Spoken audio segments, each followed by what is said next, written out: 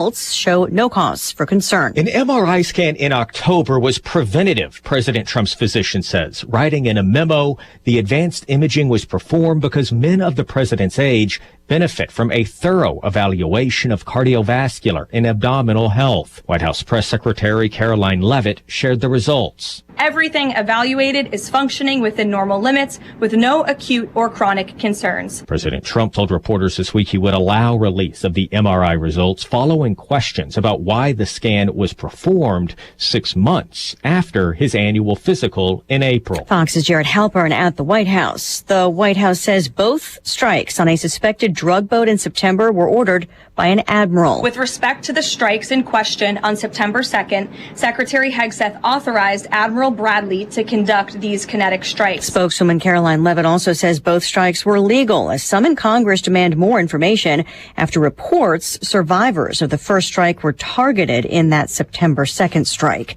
More food stamp recipients have work rules to follow beginning today to keep full SNAP benefits. They are going to have to work, volunteer, or engage in job training for at least 80 hours a month. Those who don't can only receive benefits for 3 months in a 3-year period. This applies to Americans 55 through 64 years old who may have children 14 to 18 years old. This also, by the way, ends previous exemptions for many homeless people, veterans, and young adults aging out of foster care. Fox Business's Darren Botello on Capitol Hill. The cap on work rules used to be lower at 54 years old. The requirements do not apply to those with a legal disability or who have younger children. On Wall Street, a sell-off. The Dow down 427 at the bell. America is listening to Fox News. It all comes down to this, folks. Yep, the entire season is on the line. But my throat has officially thrown in the towel. Sounds like you need Vicks VapoCool drops. They're max strength and vaporize sore throat pain.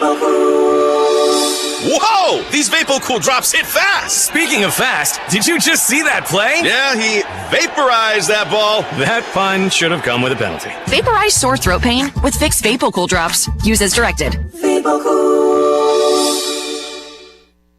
Hey, can you blow up some balloons for Jack's party? I can't. I'm so congested. You need Sinex Saline from Vicks. Sinex Saline Nasal Spray? Yeah, just Sinex. Breathe. Sinex Saline instantly clears everyday congestion associated with colds and year-round allergies with a gentle, ultra-fine mist that's no mess and easy to control. Daddy, we need more balloons. On it. Enjoy life's important moments without congestion. Try Sinex Saline from Vicks. Just Sinex. Breathe. Use as directed. A murder trial underway in Massachusetts for a man accused of killing his wife. Prosecutors are now telling a jury in Dedham, Massachusetts, Brian Walsh beat his wife Anna to death, chopped up her body, and disposed of the remains in January of 2023. They claim Walsh even researched how to do it. The MacBook went to search how long does DNA last? And then an article. Is it possible to clean DNA off a knife? Anna Walsh's remains have yet to be found. Brian Walsh's attorney says he didn't murder his wife. 1 hour he's with her, he cleans the kitchen, he comes back up, and she is dead. But Walsh is now pleading guilty to misleading police and improperly disposing of remains. Eben Brown, Fox News. President Trump expected to join a tele-rally tonight for Republican Matt Van Apps running for Congress in Tennessee in a special election tomorrow against Democrat Afton Bain, who's facing questions about past social media posts about defunding police. The barrage of negative attacks is a result of the fact that they don't have a plan to address the rising cost of healthcare. The negativity is ongoing, and the personal attacks are escalating because they don't have a plan. Bain says she's focused on affordability issues, something that appeared to work well recently for the incoming mayor of New York City, Zohran Mamdani. The Republican National Committee Chair Joe Gruters tells Fox Bain is not running in a blue state. She's not going to represent Nashville well. I say that Tennessee is the Republican wall. We've been on the ground here for a while. We're doing everything we can to make sure we turn out the vote, and that's what it's going to come down to. President Trump won Tennessee's 7th congressional district by 22 points. So recapping the red start to December on Wall Street, the Dow losing more than 400 points, the S&P down 36, the NASDAQ finishing down 89 points. I'm Lisa Brady, Fox News. The Drive with Curtis Allen and Evan Stone on ESPN 93.5. You think football is still fun? Yes. Sir? Yes. No. No? Sure. Well, it was fun. Not anymore, though, is it? Is it? No, not right now. No, it's not fun anymore. Not even a little bit. Wrong.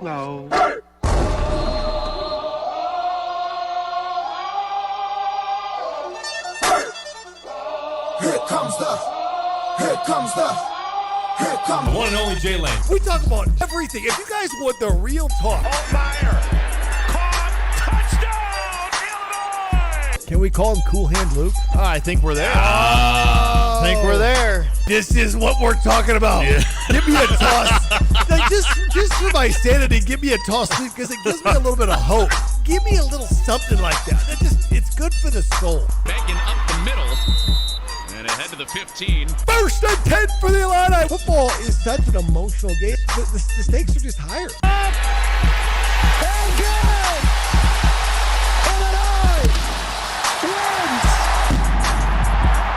We are high on the hopium.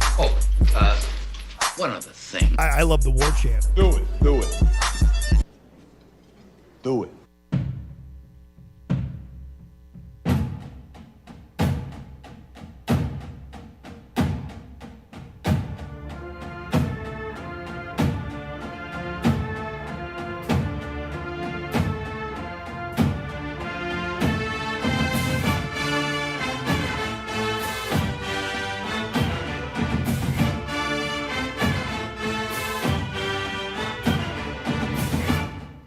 Let's go!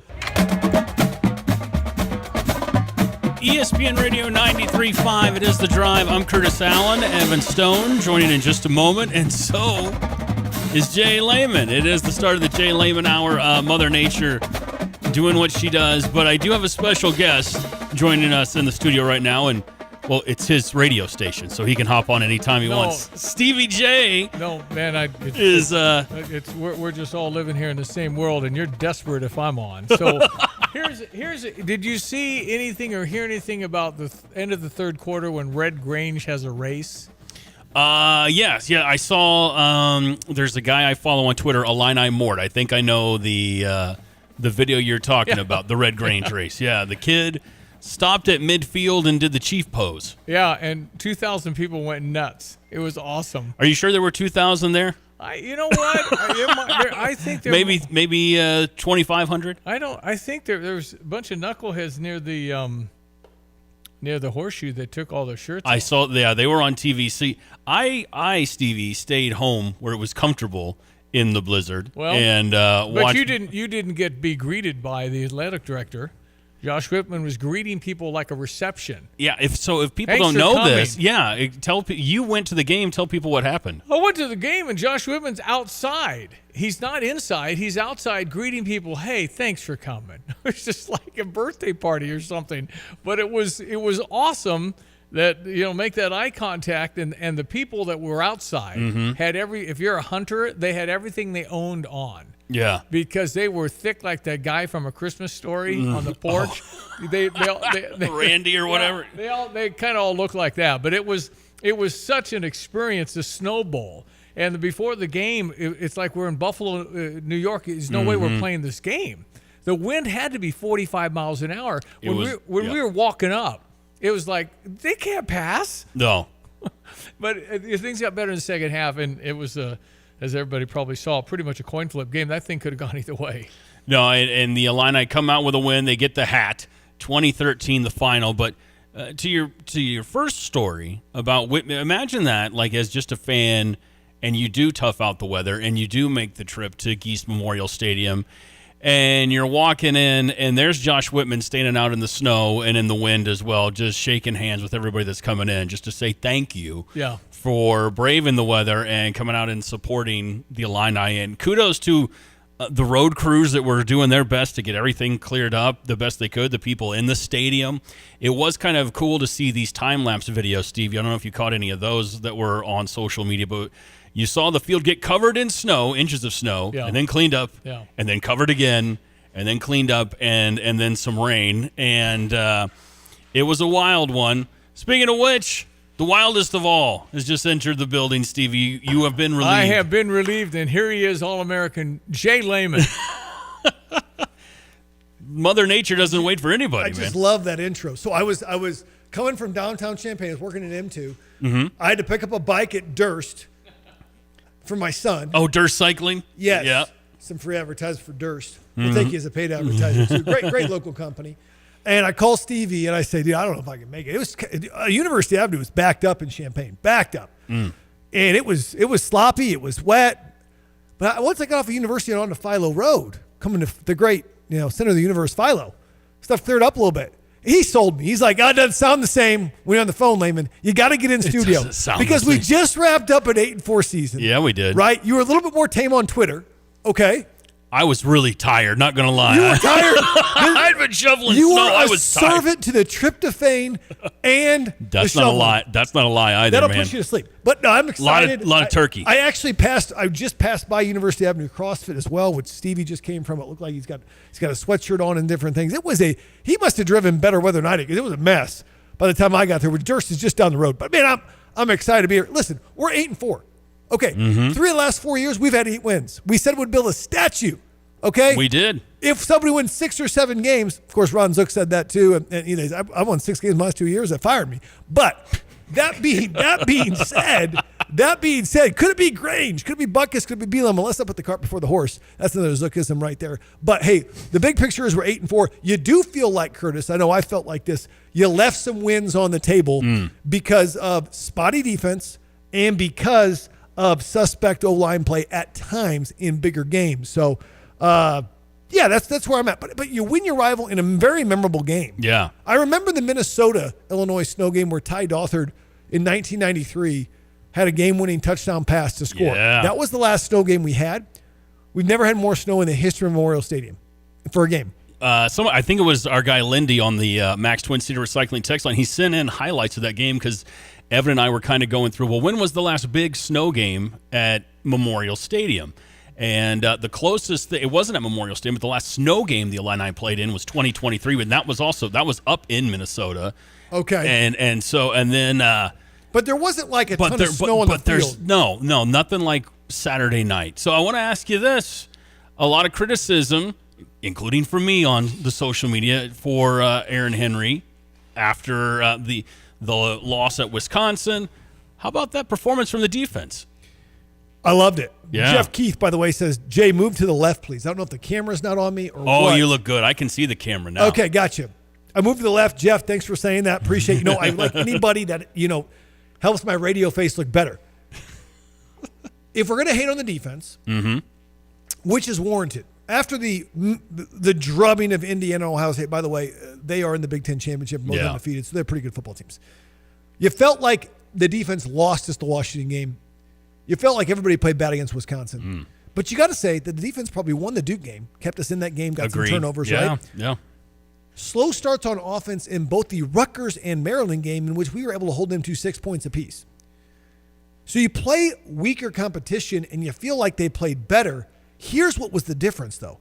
We got through 8 games, we had 17 pass breakups. Through the last 4 games, we had 28. Our hands were on the ball, turnover-wise, knocking down passes, interceptions, even balls on the ground that we didn't recover, but we touched it. Like we were on there all the time for the ball in our hands. So against more mediocre competition, we look like we were good, but it might be too little, too late for some of the fans. 217-359-2255 is your number on the Max Twin City Recycling text line. It is a snowy Monday afternoon. Snow still falling throughout East Central Illinois. We got just enough of a break from it for it to fall some more. If this would have snowed a day earlier in November, it would have been the snowiest November on record. I mean, we've had winters here where there's been no snow for a while until like February. But I don't know if this is when you're a kid, but me and you about the same age. Yep. It seemed like it snowed a lot more back in the day. I agree. Does it? I agree. Like in the 90s, it feels like it was a lot of snow. And you almost always had a white Christmas, and it was like, it feels like it's been less lately, and maybe that's just my adult brain wishing that it doesn't happen because of snow days and different things. It's different now, right? It's different. But I want to get to this text from Big Def. We're all over the place. We're coming in hot right here. I missed the intro and whatnot, but we're having a good time. It's okay. And that is, Big Def 72 says, in the preseason, the thought of 10 wins was unrealistic to me. After Western Michigan game, 10 wins was preposterous to me. I've been okay with 7 wins, but 8 was my happy number based on what I saw on this team. The elation I felt at the end of that insanely frustrating Northwestern game was drug-like. That we hit my number. Vegas was right? They said 7.5. So 50-50 would take over 8, over 750 would take under 7. And again, Vegas knows. So I will give it. It says this. We got Benny. Hi, Curtis and Chad. I think he means Evan. Curtis and Evan and Jay. Benny often calls Evan Chad. I love it. Anyone who doesn't accept the 8-4 as a winning season needs their heads examined. There you go. Back-to-back winning seasons, 3 trophies, the Cheez-It Bowl trophy, and back-to-back rivalry trophy, the Cannon, Landon Lincoln. That's a credit to Brett Beal and his coaching staff. We didn't win the Yellow Buck. I will say that. That's me. We, the Illini, will win the bowl game. Go Illini. Little we will win in there. People are excited. They should be. Yeah. What I'm excited about is to zoom out. We're in the top half of the Big Ten. Yep. I think we've got a top 5 Big Ten football coach. You look at his pedigree, the Big Ten championships he's won. Mm-hmm. You feel like you got a guy who's really developed talent. And this you're at Illinois, you got to develop talent, okay? Gabe Backus, not that highly touted, always looked like a man-child, but this guy's going to be your number 2 all-time sack leader, the Big Ten sack leader this season with 11 sacks. Say what you want. He really came on strong at the end of the year. Underrated as a run defender as well. He was disruptive. Number 2, Miles Scott. Here's a guy that walks on as a receiver, develops into a safety that becomes a 3-year starter, won the Toledo game as a sophomore with a pick 6, and then really becomes your go-to guy at your free safety position. Dylan Rosiak, he's been banged up, but man, came up with a huge tackle in the Northwestern game for 3-yard loss that held them to a field goal. I thought that was a very questionable call by David Braun to go for a field goal rather than a touchdown. I don't know how many times you're going to get back to that place. The only reason you're there in the first place on the one is because you've recovered a fumble. Right. With the conditions, I thought that was a bad call. And then Matthew Bailey. I know he missed the 4th down stop early, but Matthew Bailey was hitting people out there. He was sticking some people. Now, they did have the big tailback who was a converted tight end who was running a little high, and he got licked quite a bit. That being said, that's what it looks like when your leaders, Scott's a captain, Akis is a captain, Rosiak is a captain, senior leaders, Bailey's a junior. When they come to play and they're your playmakers, that right there is what a defense looks like. We didn't have that, though, every game. It's like we were begging for a play. Some of that Xavier Scott, he's one of your best playmakers. Yeah. But you felt like, man, we didn't have enough playmakers. So let me ask you this, Jay, as someone who's been there, and this is my last time I'm going to step on this field and play at Memorial Stadium. You've been through that. Yeah. Was some of that the environment with the weather? Was a lot of it, this is it for this group? We're just going to let it all hang out and see what happens? Like, what do you think? What switch flipped? Was it getting beat the way you did by Wisconsin? I think they've been everything? They've been great at responding this year for the most part, other than after the Ohio State game. They followed up with a goose egg at Washington. But other than that, they've responded. Responded after Indiana with a big win at USC. They responded against Rutgers after they lost against Washington. They've responded, against with Northwestern after the Wisconsin game. I think on paper we're a more talented, better football team than Northwestern, okay? But I also felt like it was senior day, and when conditions like that occur, it's who wants to play out there more. I know actually it was more clear in the second half from a viewing standpoint to see the game because snow wasn't falling, but that freezing rain made the ball handling horrible. Oh, it was in rough. The second half, right? It was rough. It was like wet, and it was bad. That's the worst to play in is freezing rain. Yeah.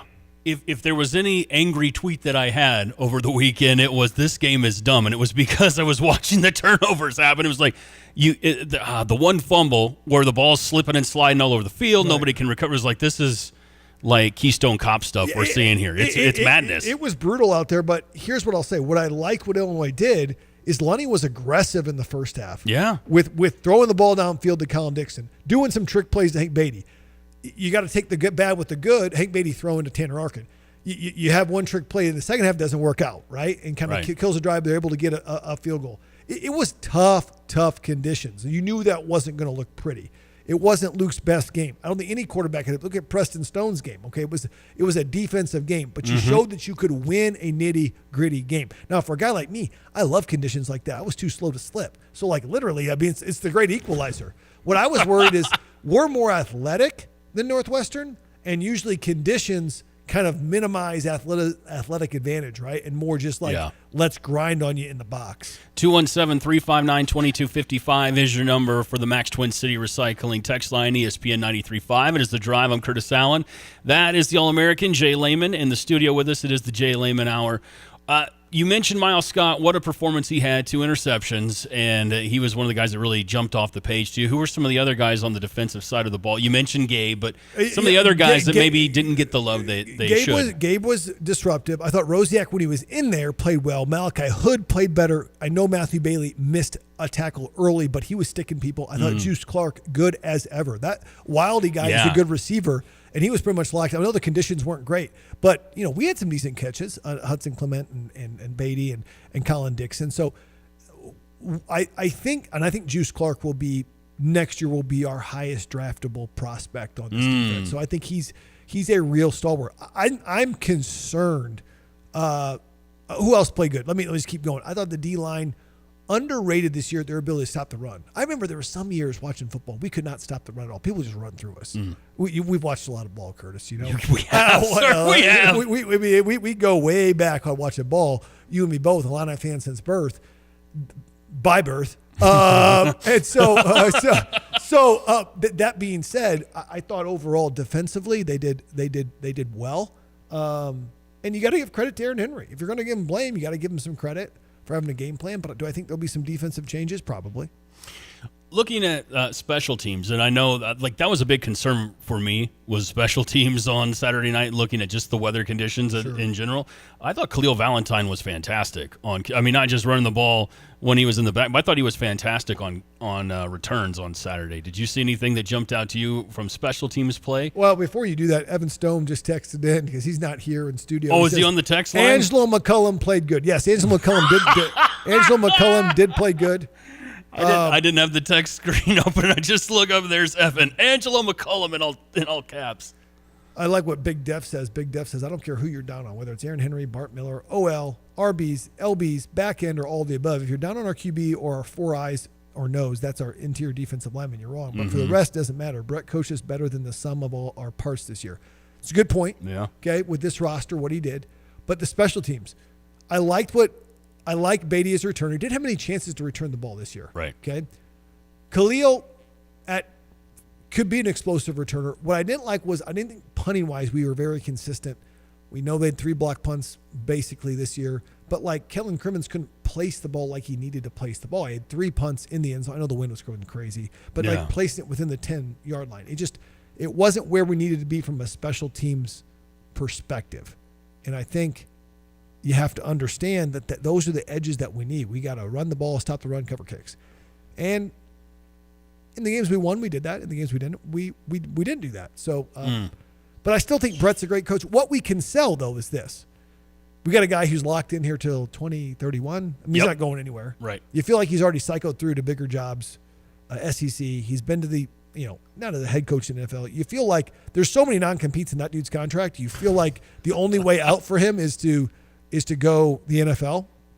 And he's given no semblance that he wants to leave. No, he loves it here. He does. But we could be one of the 4 or 5 SEC teams that is getting a new coach, not because they were so good. Ole Miss being the only one that's getting a new coach because they were so good. LSU fired their coach. Arkansas fired their coach. Tulane had to get, they lost their coach to Florida, which feels a lot like Sunbelt Billy Napier again, but maybe not. We also have, South Carolina has a great year. Now they're down. Kentucky just fired their coach. Michigan State fired their coach. Looks like they're going to hire a prep. But we could be there. And it feels like there is a dramatic realignment in college football as far as where you line up. And I'm so glad that Brett came when he did. We didn't stick with Lovey any longer because of how much changes with NIL, transfer portal that have happened. We see Indiana being the shining example of some team that got money and took advantage of it, got a coach. But they're trying to position themselves as a perennial top 5 team in the Big Ten. We're trying to position ourselves. We're not going to be the doormat anymore. We are going to be a perennial top half, top 3rd team. I get this question from Wade. Wade says, what's Jay's opinion on what Lane Kiffin just did? First of all, let me talk about what Lane Kiffin did the previous 5 years. Ole Miss is a lot like the University of Illinois. In fact, their neighbors beat up on them forever. LSU, Alabama, Georgia. Yep. those Tennessee, you go north, south, east, west, they got beat up on. A lot. If you're Illinois, you got beat up by Ohio State, Wisconsin, Iowa, Michigan for years, right? I mean, that's basically what Ole Miss has been. Yes, they've had tradition in the 60s with Archie Manning. They had Eli Manning. Outside of that, what is that? What have they done? Nothing, right? I mean, they're basically the Illinois of the SEC. A little bit, yeah. Right? It's a fair comparison. I get it. Yeah. So what he's done at Ole Miss is nothing short of remarkable. To be 11-1, to be in the playoff, right? That's essentially what would happen. What would be like to do that at Illinois, which is remarkable. I think the big issue right now some fans have is, should he even be allowed to coach if he's taking this other job? Should he be allowed to coach Ole Miss in a bowl game or whatever? Well, he wanted to. Right? So he wanted to have his cake and eat it too. Mm-hmm. Wanted to get paid $120 million from LSU. Okay, and I think he'll be successful at LSU. LSU has shown three of the last four guys that had that job won a national title. Saban won it. Les Miles won it off of Saban's guys. True. Okay. Yep. Coach O somehow won it because he had the most stacked roster in Joe Burrow and Jamar Chase and Justin Jefferson on one offense, right? Yeah. And he had Brian Kelly who didn't meet expectations, but certainly wasn't horrid, right? They were still probably 8-9 win team. I think he'll win a national championship there at some point. Do you have more resources there right now? Yes. But you have a legitimate shot to win the national title at Ole Miss with a team of all these guys you recruited. That's a tough decision. Right? Really tough. I would want to coach that team too. Who wouldn't want a chance to coach the playoff? But if you're Ole Miss, you can't say, hey, you're going to pillage our staff, take them all to LSU, but you want to stay around here and coach? It just doesn't make sense if you're Ole Miss. And if you're LSU, you're like, hey, like the portal's opening up or signing day, like we got to have a coach. And if you're Penn State, you're just asleep at the wheel. That whole thing is just beyond me, the Penn State situation. That AD is the greatest AD at getting someone else a contract extension. It had to go like this. So someone had to reach out to Signetti's counsel or whoever, Sexton, whoever the guy is that represents Signetti, and said, would Kurt Signetti entertain da-da-da-da-da? That counsel then says, let me check. Calls up Indiana and says, hey, guess who I got a call from? Penn State. And they're talking da-da-da. Within 2 days, Signetti had just a huge contract, right? Yeah. That's how that went down. Let me make a call to Matt Rule. Hey, you're alumni here, Matt Rule's counsel. And within like 3 days, Matt Rule locked in, right? It's his contract, yeah. Right? So he's like, man, you just got extension after extension after extension after extension. Who are they waiting on? Are they waiting on Kalen DeBoer to somehow leave Alabama? I don't know. Are they waiting on Joe Brady to finish the Bills season? Meanwhile, signing day is Wednesday. Mm-hmm. And you are Penn State. You're not like Maryland. You're not like Rutgers. No shame on them, but you are like a perennial top 10, 15 program. What is going on? Well, we're kind of jumping around, but to that point. Are you all right? I'm all over the place. I'm good. I'm like your Twitter handle was 2 weeks ago. Hey, wait a minute now. It wasn't that all over the place. No, but to that point, and we'll get into a break real quick and get into more text.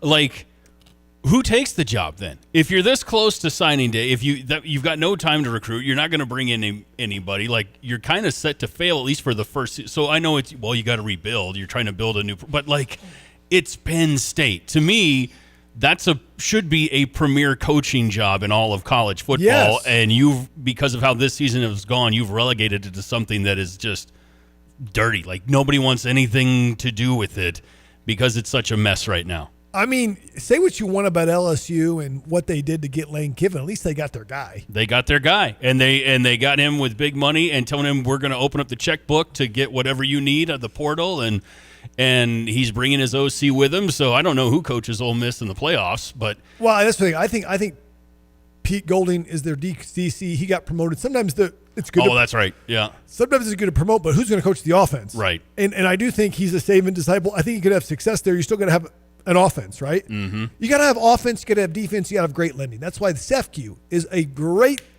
sponsor for us, guys.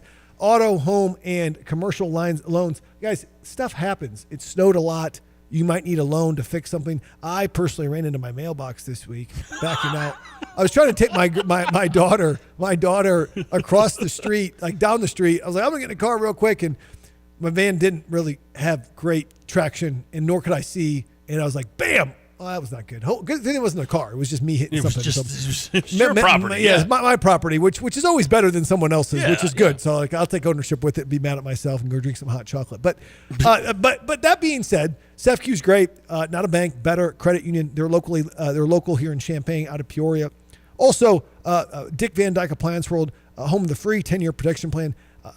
And also A&R Mechanical, design, build, maintain. They help build the Memorial Stadium addition, as well as the iconic State Farm Center and many other iconic structures on campus. And of course, Long Branch Steakhouse, located in beautiful downtown Gifford. Now, don't worry about the weather, because the snow will be clear by Wednesday through Saturday, when Long Branch will be open. And do not forget the fried pickles. There you go. All right, we're going to take a quick break. When we come back, we'll look at this season as a whole for Fighting Illini football, and we'll also talk with Jay about the future, the offseason, recruiting, what needs to be fixed this offseason, and maybe some more thoughts. We talked a lot about Coach Henry, Coach Lunny, some of that stuff. We'll get into all of it next with Jay Lehman. It is The Drive. Gilfer Trucking. Well, this is some of the most stressful times in the office for Beth and Donna, or they're under the pressure of making sure that every driver is home for Thanksgiving, which they do. We like our drivers, so we make it a paid holiday for them on Thanksgiving to be home. And, of course, we have to service the customers, so some drivers do have to leave, that weekend. Some of them even deliver on Friday, but everybody is home on Thursday. That's awesome. And you try it as a rule to have your drivers, men and women, home on the weekends normally, right? That is the number one rule in operations, is the drivers are home every weekend, because if they don't have a good family life and good home time, quality home time, they're not going to be safe and productive when they're out on their job. Really great philosophy. It's a difficult job. Yeah, it is. Yeah. All good. Okay, Tim, how can people reach you guys? They can get me at TIMO@GFTLOG.com. Reach me at the office at 765-793-7131, extension 4. We're talking to John Reichert and Neil Asklin. I guess the first question for me, John, is what is it like being part of A&R, knowing how this all started? It was your grandfather, then your dad, and now you, and 100 years in business is hard. How do you explain that? Well, it's incredible, honestly. When I was a boy, obviously my father was running the company. It's always been, part of my life, but I knew that we had good people, at that time that worked for the company. I think with God's help and protection that we survived and frankly thrived. I think the thrive is the key word here. Neil Asklin, I guess, let me ask you about your dad, Ken Asklin, who partnered with Dave, and they got it going in the 50s and kept it going, and you being part of the company. I've been around since I was a young teenager, so something that I've grown to love, and the camaraderie and getting things done. And these huge projects that we're doing now just amazes me. A&R Mechanical, a thriving leader 100 years later. Actually, I called the provider. It was just going to be a while before I could have service, and I couldn't wait, so I was recommended to Classic. Professionalism, their dependability, credibility, and the service technicians, I wouldn't ever call anybody else. I truly believe that after people have experienced other companies and then given us a try, they can clearly see the difference. Visit ClassicPlum.com.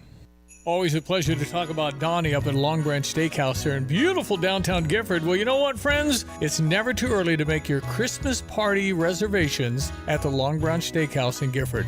They are taking party reservations for December. Dates are filling up quickly. Don't be left out this year. If you want a fabulous night at the Long Branch for your office party, get it done now. Connect with the Long Branch Steakhouse and book your Christmas party. Long Branch Steakhouse, beautiful downtown Gifford. Are you tired of shivering in the winter? Look no further than your local heroes at ABC Heating and Air Conditioning. Hi, this is Gina inviting you to give us a call at 217-352-5400 to book your appointment to make sure your furnaces run safely and efficiently this winter. We've been proudly locally owned and operated and have been serving our community for over 50 years. ABC, always be comfortable. Call me 217-352-5400 to book your appointment today or go to abcheatingandac.com. Looking for a roof you could count on? Call Freedom Roofing, locally owned and proudly serving Central Illinois. Whether it's residential or commercial roofing or even siding, Freedom Roofing gets the job done right. With over 280 5-star Google reviews, you know you're working with a team you can trust. Quality work, honest prices, and service that stands tall, just like the flag we fly. Visit freedomchampaign.com today. Freedom Roofing, built on integrity, powered by pride. The Drive with Curtis Allen and Evan Stone on ESPN 93.5. There's one throw on this first drive. Here comes the second, and a wide open Dixon behind the Northwestern defense. So the screen for wants to throw. He's got a wide open receiver. First and goal, Illini. First and goal. The first touchdown of the day for Illinois. Stone protected this time and lets it get tipped. And was it held on to by Cox? Yes, it was. Intercepted by the Illini. Stone over the middle. The other way it goes. Another takeaway for Illinois. It's Miles Scott. Well, you can have my girl, but don't touch my hat. Don't touch the hat. Stay Staying here. ESPN Radio 93.5. It is The Drive. It's the Jay Lehman Hour. I'm Curtis Allen. Evan Stone on the way. Jay in studio. Are you familiar with the Lyle Lovett and Don't Touch My Hat? Do you know this song?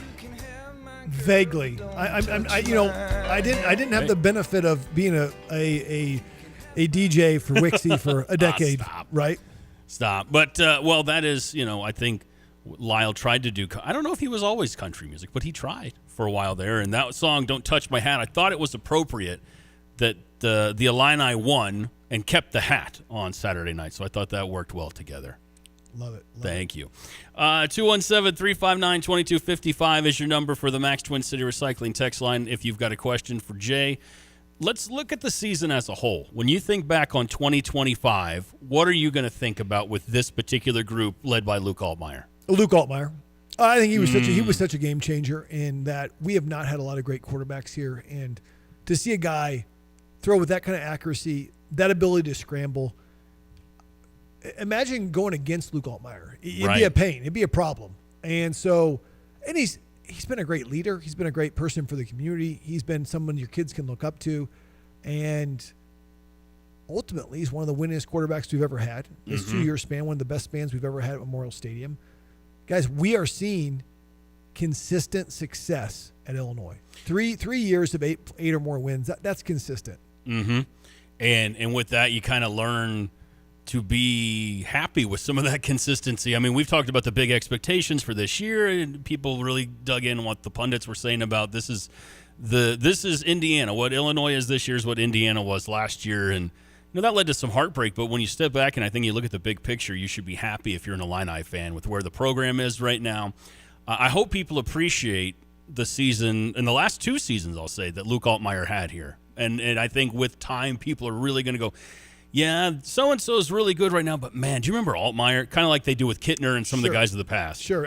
You can't look at the past with rose-colored glasses. Yeah, we do. And when you look back at a player, you only ever see their highlights, right? And so you remember the highlights that they have, but you don't see the struggle that they went through. The first 2 years I played at Illinois, I played too early. We just didn't have anybody else at that point. We were in transition coaching staff. You've been honest about it. You've talked about that openly. Too early to play. And people don't remember that when they think Jay Lehman. I remember that because I remember there was a huge growth process, and I got experience in those years. Had a breakout year my junior year, but I don't think I'm nearly. I don't want to say famous because that sounds bad. I don't think I'm nearly as well known if we don't ever turn that football team around and have a Rose Bowl season, because you're always identified with your team. Like if you're just a good linebacker on, 2 and 8 teams. Okay, well. You're kind of relegated to the past. Like I think Jake Hansen was a better linebacker than me, and plays in the NFL. Never had the chance to play on great football teams, so you don't think of him as this is some all-time great linebacker, right? Yeah, no, it makes a lot of sense. And when you think of Hansen, like there's an Illini alum doing his thing. Like that's how people view it. But yeah, I don't think there's the rose-colored glasses, glory days kind of thing when they think of Jake Hansen and that group that he played with. And it's because football and sports is such an emotional thing that we experience with our family. I never really got that about why was it such a big deal that Illinois beat number 1 Ohio State? Like, why was it such a big deal that we went to the Rose Bowl? Yeah, it happened. I was a player. I was kind of in the middle of it. But as I have gotten removed from it, I've got a chance to talk to a couple fans. And I'll never forget, one guy came up to me and said, hey, I watched that Ohio State game in my living room with my dad, and how excited he was. Yeah. And how he told me, you don't know when this is ever going to happen again. And my dad's gone now. And that's a memory that I hold on to that nobody can ever take away, that we watched that game together. He was in his chair, and he was so excited about that. And he loved you as a player. That's when it hit me. There's things that are bigger that transcend, right? And that's what sports do. We watch sports because they're one of the most readily available adrenaline experiences that we can do with others that aren't a huge price tag. No, man. Like, skydiving or this, whatever. It's like an emotional experience. And so I think that's what you really do. And Luke's provided a lot of those for a lot of people. Absolutely. I think that's a great comparison. I talked about this before with Evan, and earlier in the year, there was a couple of shows where it was just Lon and I talked about this with Lon. And for years, my dad and I were season ticket holders. Okay. And I couldn't do it after he passed. Really? It was just not the and same. How low did he pass? That was in 2021. It was about 4 years ago now. Because you associated that experience with him. Yeah, but I've been to games since then. But that idea of just being in those seats and him that was a thing that was just, it was a bit too heavy for me and too much for me because at the time. There was so much emotional experience with him there. Like one of my favorite memories, and of course we were there for a lot of really not fun games. So I have these really fun memories of not winning football at Memorial Stadium. But my favorite was it was during the Lovey era when they upset Wisconsin. And the old man wanted to leave. He's like, they're going to blow this. They're not going to win this in the third quarter. Let's beat traffic. Let's get out of here, blah, blah. I was like, no, it's homecoming. We're going to stay. We're going to see this thing through the end. And, of course, it's, this huge upset. And you remember that. And that's something I'll never forget. Just on the flip side of that, I remember we got to sit in luxury one time in the Colonnades Club, and that was, what year was that? I think it was 2018, and they got smoked by Iowa in some awful weather, 50-something to 0. But I just remember he got this giant piece of chocolate cake, and he was so happy that it was like this discounted, That was a big deal. That was a big deal. Going to a game was such a treat for us when I was a kid. My dad didn't have season tickets. He's a pastor. We'd get tickets sometimes and we would go. But when we went, like, you'd be lucky if you got any kind of concessions. My kids would not survive because they just concession, right? But like if you got like a soda for $2, a fountain drink in one of those like cups that they would give you, or if you got a hot chocolate on a cold day. I still remember this day. I'm sitting in the horseshoe. My brother goes with me. He's older. I don't know who we're playing. It was some Bush League, like salute to service day. We'll give you 1,000 free tickets for like kids. I gotcha. Yeah. Something like that. I think it was maybe like the Youth for Christ Fellowship of Christian Athletes Day. I'm there. I don't know. I'm with my brother sitting there, and we got a hot dog, which is a huge treat. And back then, that's when they put the hot dog like in the foil. And like you would you remember that? Yeah. They don't do that anymore, but they would put it in the foil, and that was like a treat. And I could not for the life of me get this ketchup open, okay? Could not get the ketchup open to put on my hot dog. And so I decide, like any little kid, like let me just twist this ketchup back. You know where this is going, I do right? know where it's going. And, it gets energy because it like bound up, and sure enough, that thing squirts open. There's a guy in like a white, I kid you not, I don't know if it's cashmere, but a white sweater in front of me. And there's ketchup all over his back, right? And my brother's like, you need to go to a different seat. There's plenty of seats. So I go to a different seat. He stays there. That guy turns around and was like, how did I get this on my back? Where's that? What happened? He's like, I don't know. I think, obviously we fib. I'm sorry. But he said, where was that kid that was here? He's like, oh, he's gone. And so to this day, I remember I was trying to actually eat a hot dog. One time I got ketchup all over a guy in front of me. I was too chicken to tell the guy that I got it on him. There's going to be a text that goes, hey, layman, that was me. You owe me a new white Illini sweater. I know that's coming in. Text rolling in as well, 217-359-2255. Here's one from Matt Lang. Hey guys, great job, Jay. Awesome work. You motivate and inspire us. What can we do as fans, and what can we provide to make sure that our mindset and our intangibles are that of a championship program? And he's got a lot more that he adds to it. But any first or initial thoughts to Matt's text? First off, thanks, Matt, for texting in. Thanks for your kind words. I would say this: I think you can do all kinds of stuff with experience, with fireworks and stuff before the crowd. They've done a good job of having the consistency on, like, it's third down. Like, I agree. I agree. They've elevated that, especially since the war chant used to be the third down, which I thought was one of the greatest third down things we could ever have. And it's too bad that's not around. So they've done some different things with the game day experience. I think the most important thing is that we expect to win. I still think there's Illinois trauma. We've talked about it on the show many times.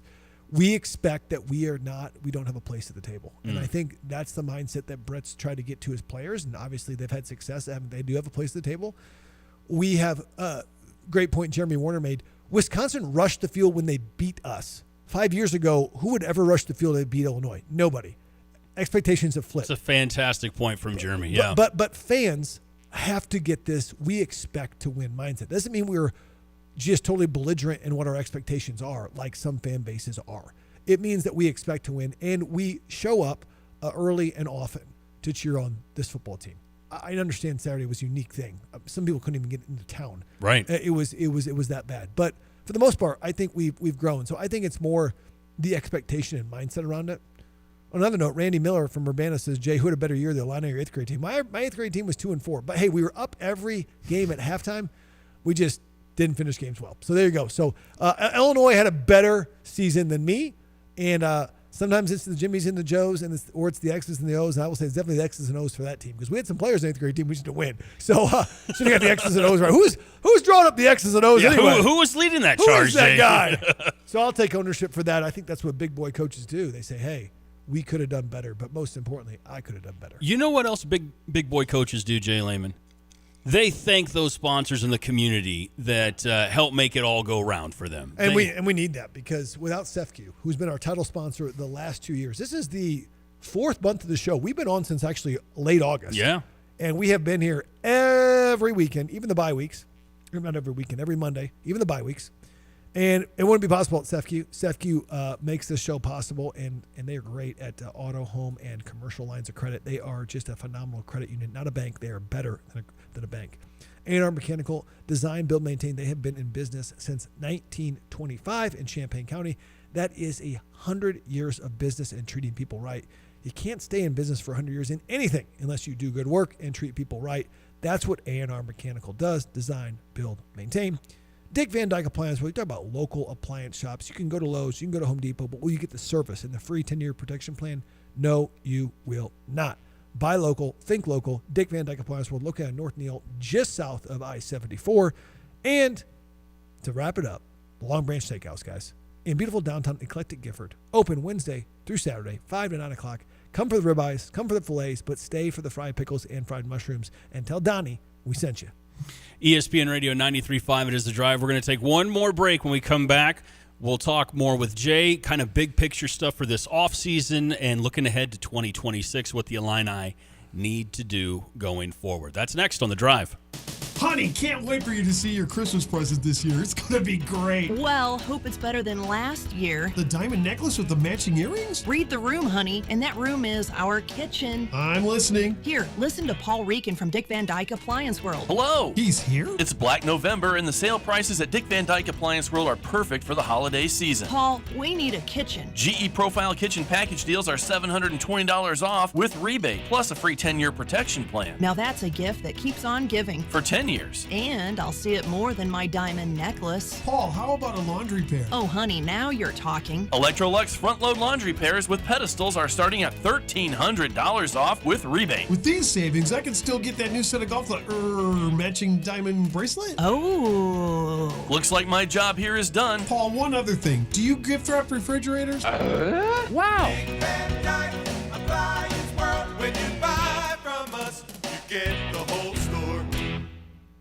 The fastest lawnmowers, Dixie Chopper dedicated diesel, might have a couple left, not many. There's not very many. They're going for awesome prices. If somebody wants to make an offer on one, we're more than happy to entertain it, and if it's in the ballpark, we'll get it worked out. Wow, that's amazing. I know somebody heard us talking and went in last week or two and was excited because of the deal he got. Yeah, about 2 weeks ago, and then they picked it up, I believe, last week, and everything is good. Andy, it was a little bit dirty. It was actually one of the low-hour trades that we had, and Andy would not let that thing go out dirty, so he made them wait a couple of days so he could get it cleaned up and washed up good. So. Well, somebody got a deal. I know that. There are deals to be had at Dedicated Diesel, Dixie Chopper. How would they reach you on the driving side and anything about the Dixie Chopper? They call Andy, I think. Yep, they can call Andy at 217-328-0562. Have a good one. Thank you. Tim Onstadt, Gale Ferrick Trucking, and Dedicated Diesel.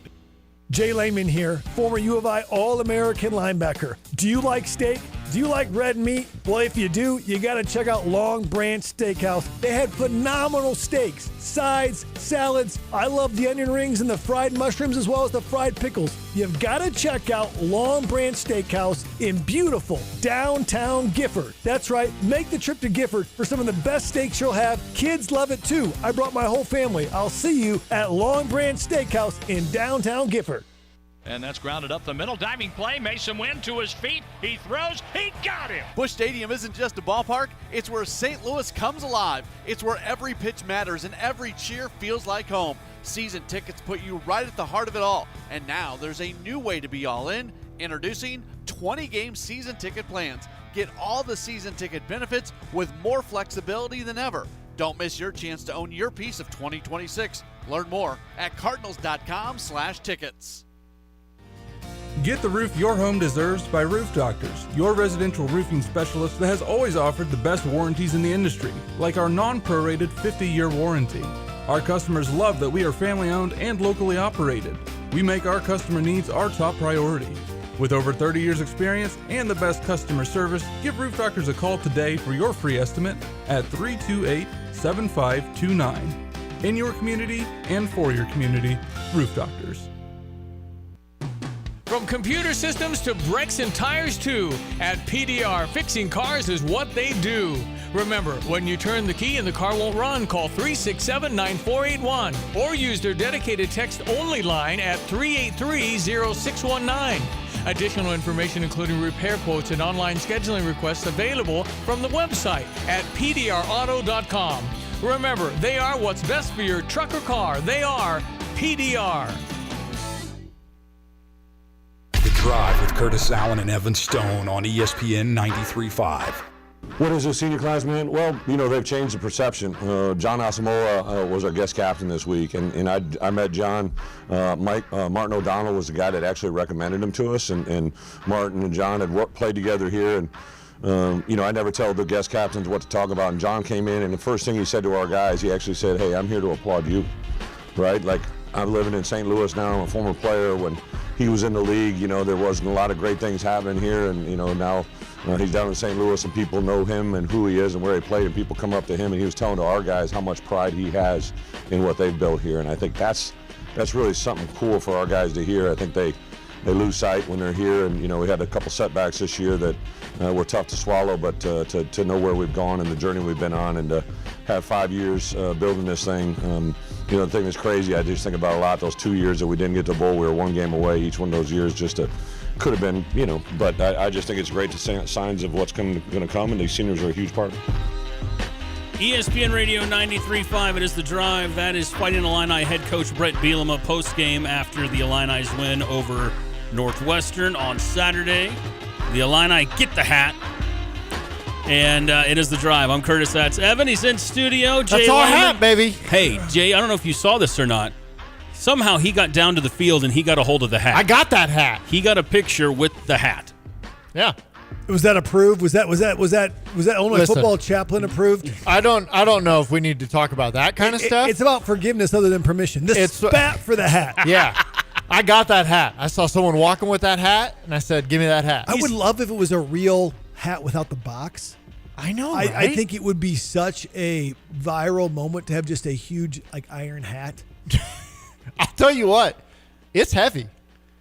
It's not a light. It's not a box light hat. It's heavier than the Sweet Sue Tomahawk. It's much heavier than the Tomahawk was. The Tomahawk was like the Paul Bunyan axe, like light. It was like, okay, yeah, we're gonna do this. We don't like the name, so we're gonna get rid of it. But that was like a little baby trophy. Like, hey, we like the littlest trophy except for the Illabuck. That's a giant turtle, but love it. See, and I wish that was the real turtle that you got, because turtles live forever. Why can't we have a real turtle? They would live forever, and it would be the only living trophy in the country, and we would get all kinds of viral TikToks about us. Just go get a real turtle. Get a real turtle. Deal? Yeah, let's make a petition, dude. They've got them at the Scoville Zoo. They've been there for 100 years at least. They're old. Easy. It is The Drive. Jay Lehman in studio. Jay, I want to switch gears and talk about future of Illini football. What needs to happen this offseason? Bielema has had a couple of nice commits that have come through over the last few weeks.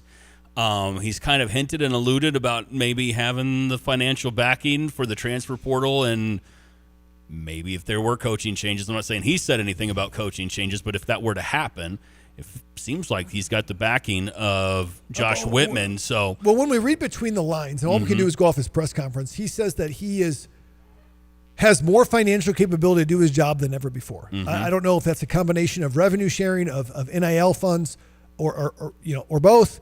I don't think it's at the level of Ohio State. I don't think it's at the level of Oregon, but I do think we're in the top half of the Big Ten money-wise. I don't know what that looks like, but I do know you're losing 4 starters on the offensive line. You probably want to get a portal quarterback. We got to get help at DB. There are teams out there. For instance, USC is trying to get 6 or 7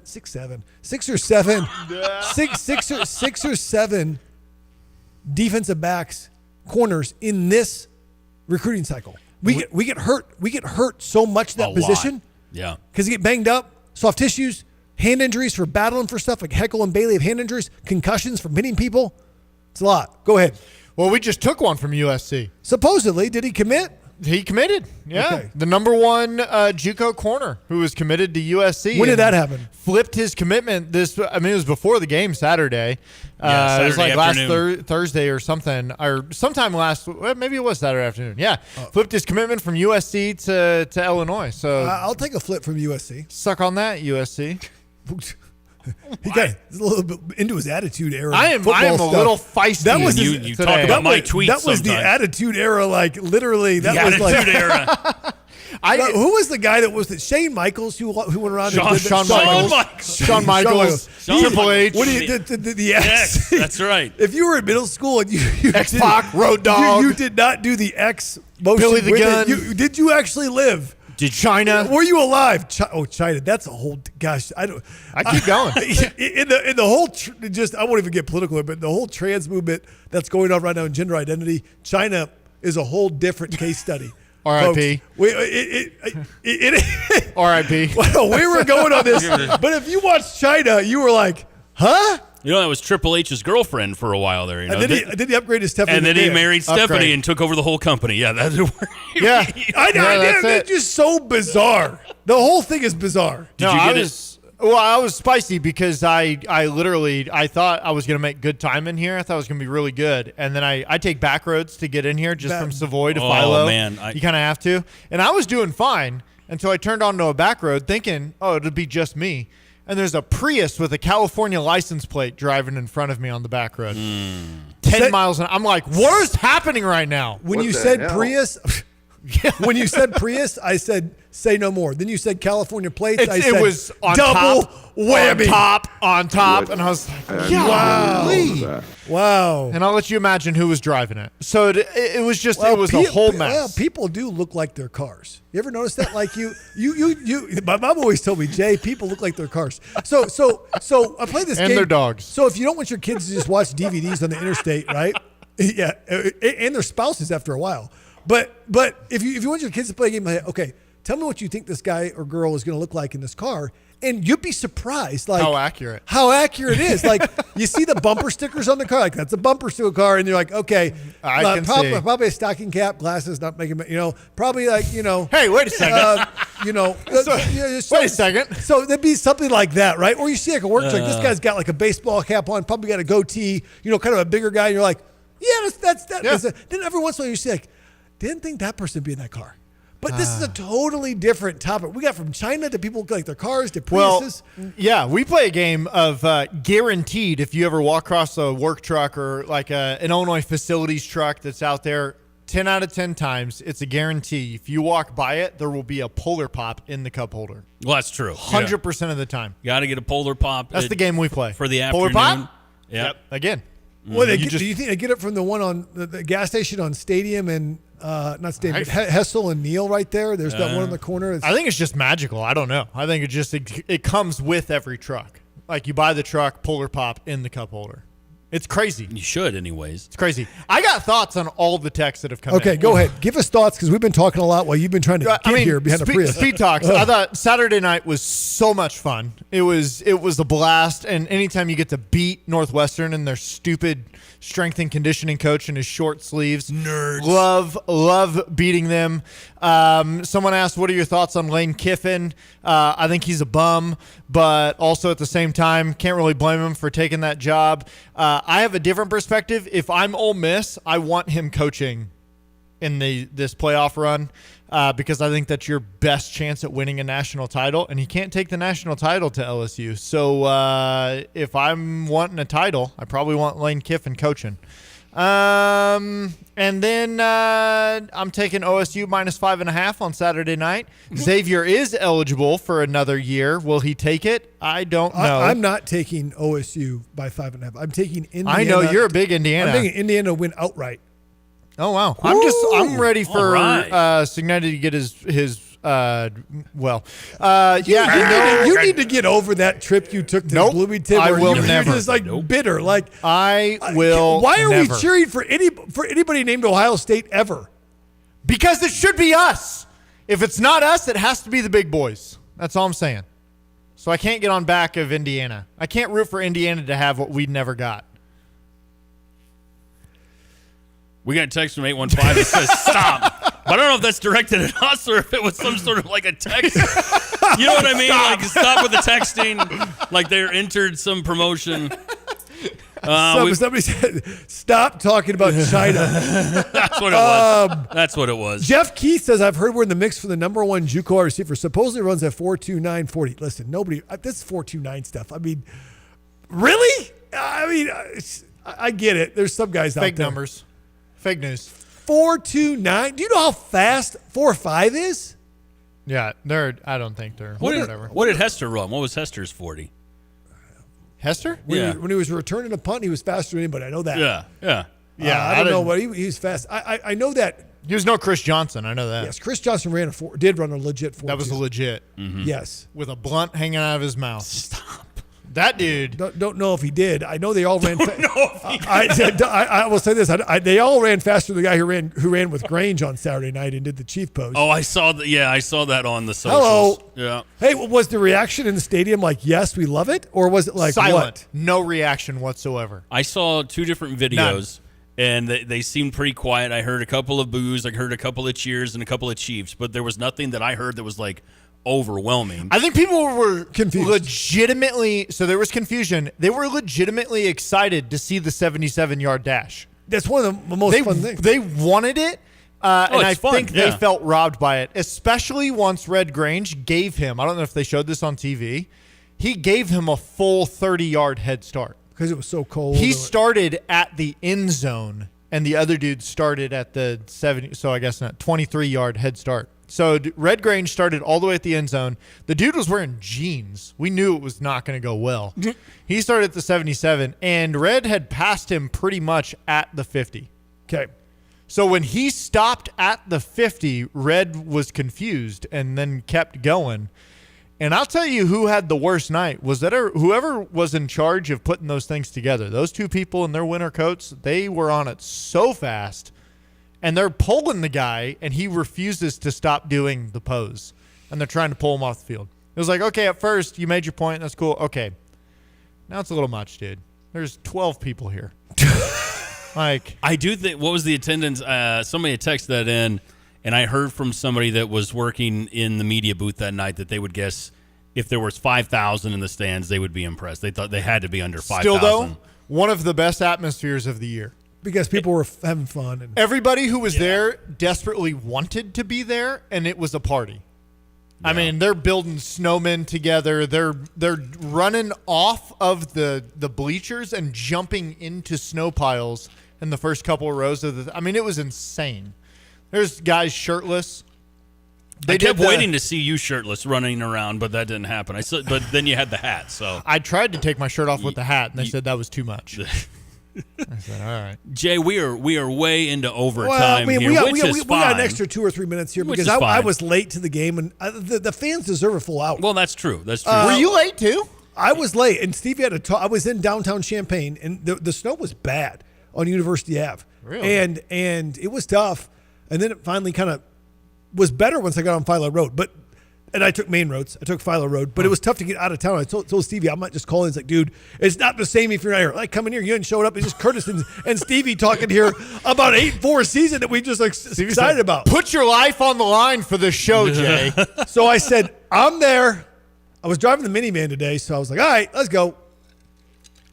Well, somebody put a tree in the middle of the road out here. That's what they do every year. That threw me off. Center of the universe. I was like, there's a tree right in the middle of the road. Beautiful Christmas tree outside of the studio. I'm just excited. We've had, first of all, we're not done. We're going to keep doing this a couple more weeks until the first week of January, number one. But number two, it's been a great season working with you guys. I think we've gotten better and better. It's been a lot of fun. Thank you for the text lines as well.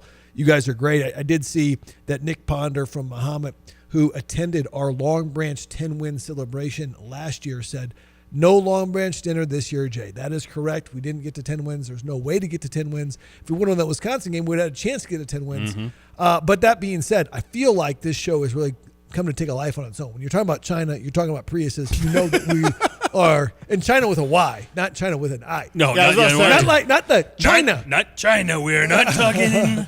We're not talking about China. I know we have a lot of listeners there, and we would never say anything. You know what? You'd be surprised at how many people are listening to us right now. We got millions around the world. Well, Big Def says he ran a 4.2940 in minutes.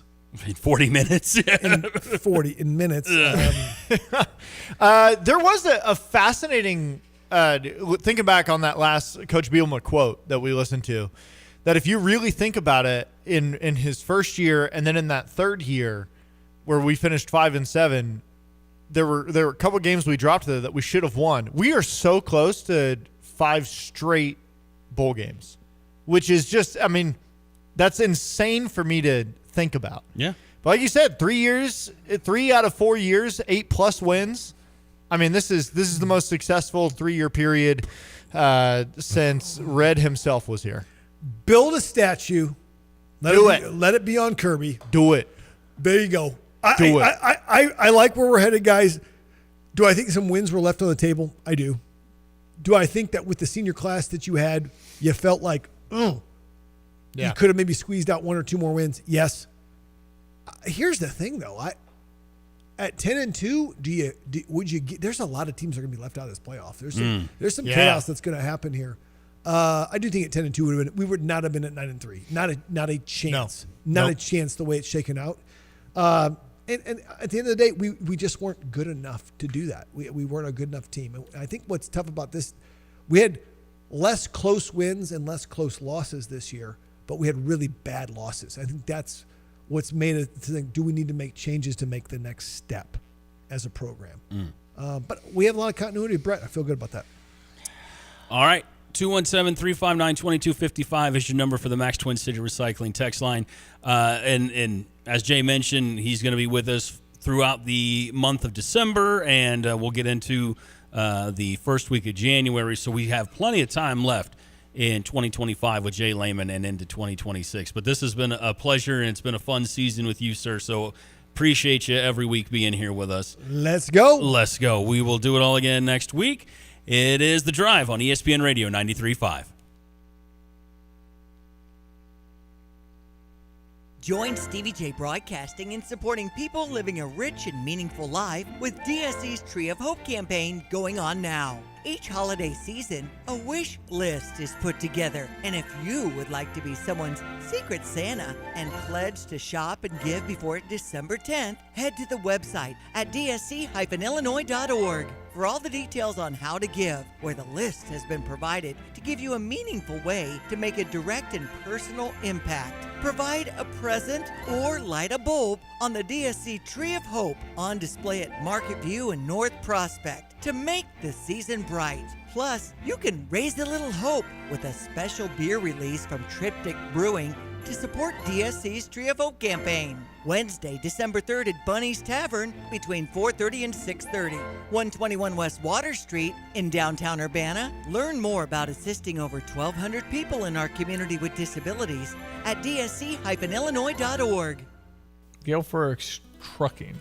Well, this is some of the most stressful times in the office for Beth and Donna, or they're under the pressure of making sure that every driver is home for Thanksgiving, which they do. We like our drivers, so we make it a paid holiday for them on Thanksgiving to be home. And, of course, we have to service the customers, so some drivers do have to leave, that weekend. Some of them even deliver on Friday, but everybody is home on Thursday. It's awesome. And you try it as a rule to have your drivers, men and women, home on the weekends normally, right? That is the number one rule in operations is the drivers are home every weekend, because if they don't have a good family life and good home time, quality home time, they're not going to be safe and productive when they're out on their job. It's a really great philosophy. It's a difficult job. Yeah, it is. Yeah. All good. Okay, Tim, how can people reach you guys? They can get me at TIMO@GFTLOG.com. Reach me at the office at 765-793-7131, extension 4. Are you tired of shivering in the winter? Look no further than your local heroes at ABC Heating and Air Conditioning. Hi, this is Gina inviting you to give us a call at 217-352-5400 to book your appointment to make sure your furnaces run safely and efficiently this winter. We've been proudly locally owned and operated and have been serving our community for over 50 years. ABC, always be comfortable. Call me 217-352-5400 to book your appointment today, or go to abcheatingandac.com. So talk to me about delivery, timing. What if it's talking December? I could never get delivered by Christmas, could I? We're going to run a Get It Before Christmas offer, and we have our delivery crews poised and ready to take anything and everything and get it out to you as soon as possible, in some cases the next day. So we are ready to go. We've got a lot of furniture in stock, sofas, mattresses, recliners, a lot of gift items this time of year as well. So we are IL Home Stores online. We're on Facebook, Instagram, and our website is ashley.com.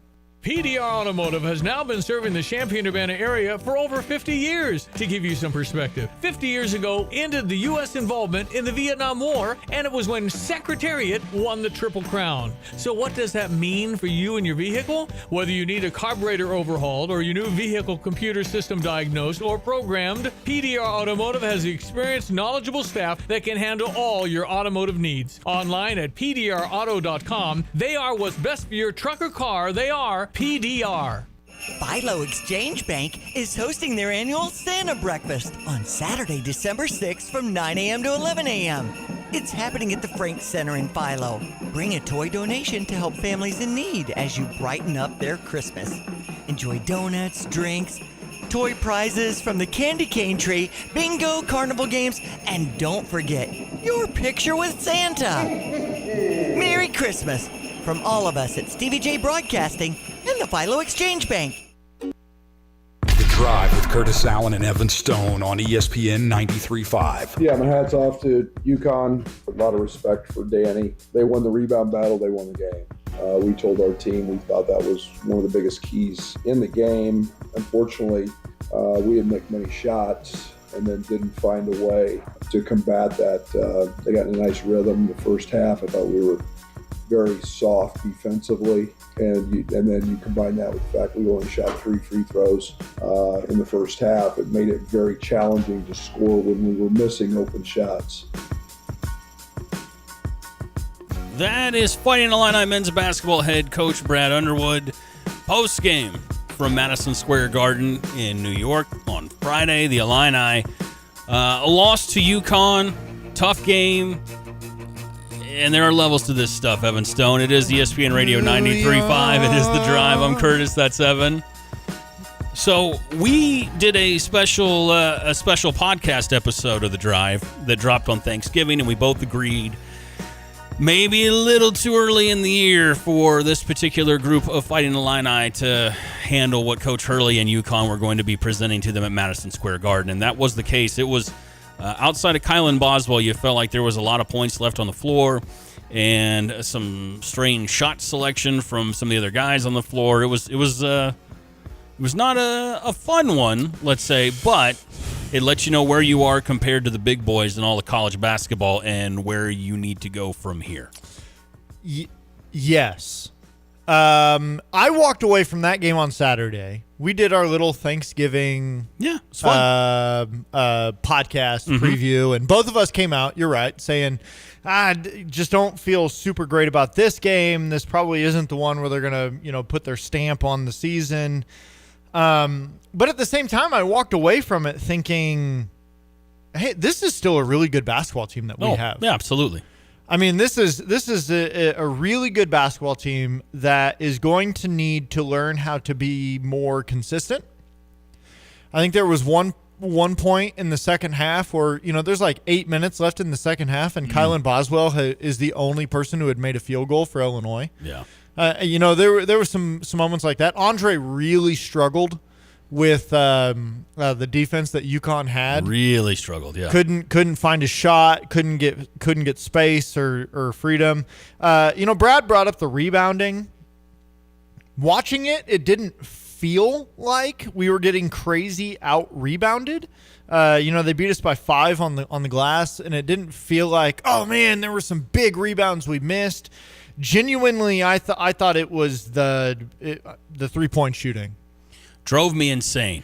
I know Tommy can hit a shot from anywhere. When he's struggling like that from beyond the arc, I don't want to see a 7-footer cranking threes. Him and David and don't want to see it. all those guys. And here's where I walk away from it is as I watch that game, it's so obvious that Tommy is still not fully back. He still doesn't have his conditioning. He's looks like he's having a hard time moving laterally with that knee. Almost everybody's three fell short. Felt like every single three we took was behind the NBA line and not the college line. I don't know if surely they were not confused by that. No, I don't think so. I think it was just. But everything was short. Let's crank one from 25 plus and see what happens. Yeah, everything was short, and then here's where I landed: it's a unique team that as I look through the roster, every single person on this team is capable of knocking down a 3-pointer. Mm-hmm. That's what makes it dangerous. Is everybody from Tommy to Kylan and everybody in between, they can hit a 3. I don't know if we have anybody on this team that can hit that 3 consistently. That's a fair point. I mean, here's what was my biggest sticking point. I find myself at this point in the year, whether I'm at State Farm Center or I'm at home yelling at the TV, get to the basket, get to the basket, go to the rim. They can't defend you in the post. Get to the basket. And I see Kylan get to the basket a lot against UConn and nobody else. I saw Kylan against Bama getting to the basket and very few other guys on the floor. It turned into one of those situations in NYC. And look, I don't want this to be super negative. I'm not boo-hooing and burn it down or anything like that.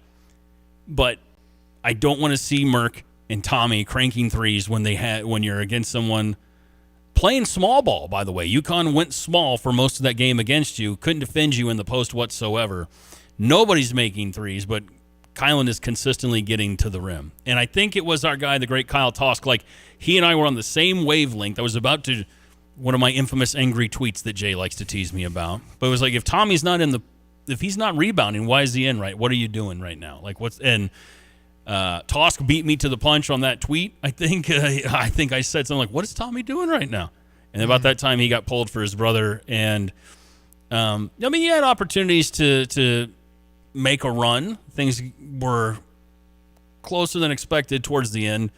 And what I mean by that, I think it was Hummerhouse. I think it was Ben knocked one down and kind of put it within single digits.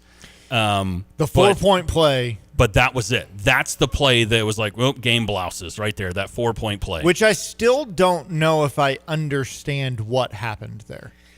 So my understanding is because the clock reset, they were going with a courtside stopwatch in real time, and the officials said that had the game clock continued, the three would have gone off with 2 seconds left on the shot clock. Yeah, that's just not true. And then everybody that you could possibly follow on social media, I don't care if it was us locally or it's the national guys, they all had their own clock along with it. It was clearly beyond 2 seconds. That ball had not been released, and then the foul happens. And I mean, yeah, it was at like 2 seconds when yeah. they took the first shot that didn't hit the rim. Yeah, and then they passed it out to I don't remember who it was. It was from UConn. Doesn't matter. Yep.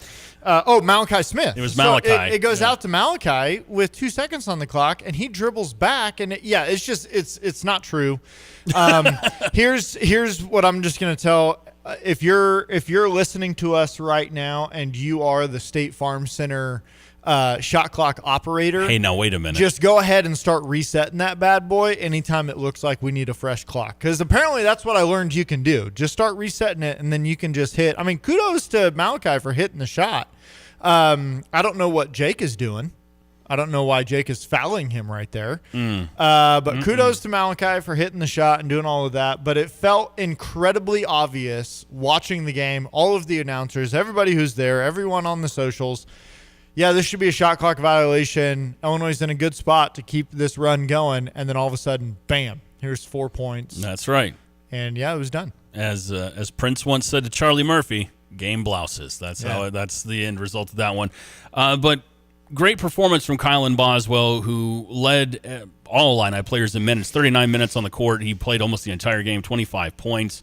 9 boards. And we talked a lot about Tommy, 11 points, 10 boards. I mean, that's not a bad night of double-doubles. It was just the three ball was driving me insane. Yeah, it felt like there were different moments for the stat lines and whether they were big moments or not. Because, at the beginning of the game, that first half, Solo Ball's just going off.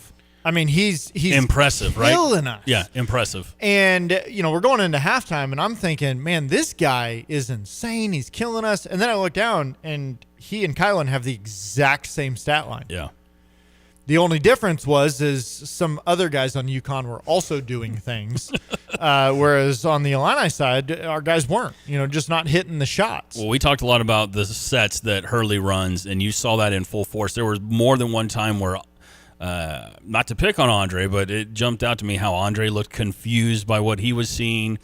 I thought Mihajlo Petrovic in his minutes did a pretty good job defensively with UConn, but it was too much. It was too much, and couldn't keep up with the speed of that small group of guards that Hurley has. It was quite a performance, but you got a whole week to prepare for Tennessee now. You go from Madison Square Garden, now you're going down to Nashville to play the Vols. What are you looking for on Saturday night, sir? I had said on our podcast I felt much better about grabbing that game in Nashville against Tennessee than UConn and New York. Mm-hmm. Honestly, I don't know if I know yet. I need to formulate my thoughts during this week. I have brought up time and time again with this team about the intangibles, about wanting the guys who are hustling. And honestly, I'm going to say this, and I don't know if people agree with me or not. Even that game in New York, shots are not falling, stuff's not working. But at no point did I feel like, well, these guys but they're not playing hard. They still looked like a team that was playing hard. I appreciated for the most part guys who were still doing what they could to get up and down the floor, and they're playing defense. I mean, UConn scored 7. I'm going to take away 4 points. They scored 70 points. I'm going to take away 4. I don't think that's how that works, man. No, it is. I don't think you could do that. I come from the school of Tim Beckman, and if you take away a couple of those shots, we won the game. Illini. UConn is a really good basketball team. Yeah. And you held them to 74 points. You got to give them all the points they scored.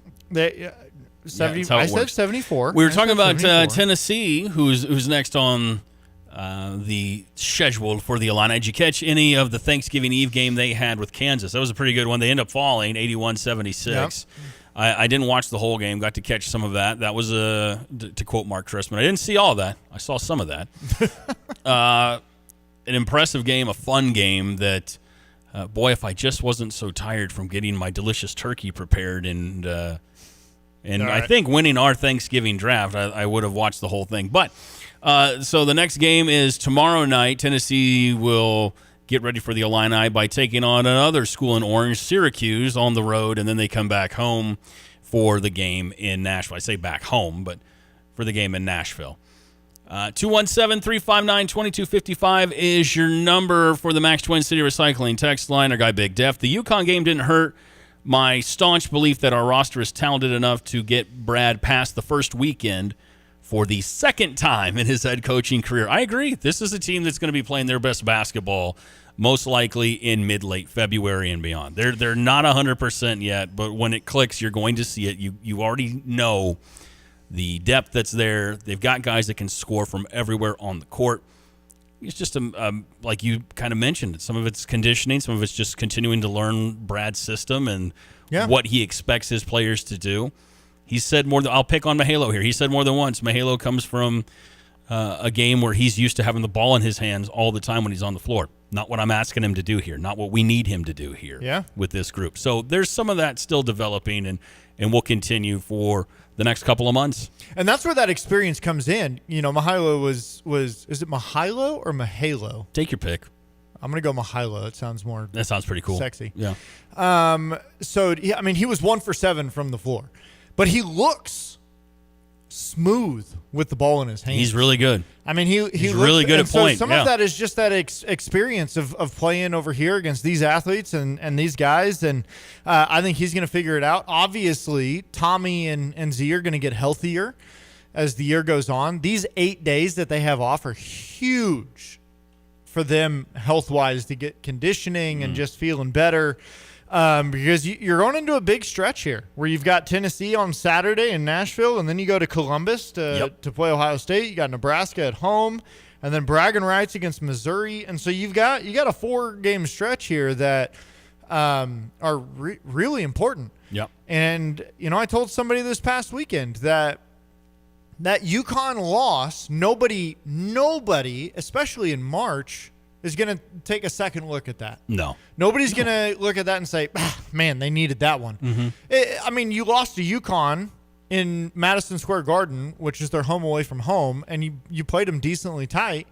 And if you win that game, it's an awesome bump on your resume, but losing it doesn't hurt you one way or the other. So It's great experience-wise.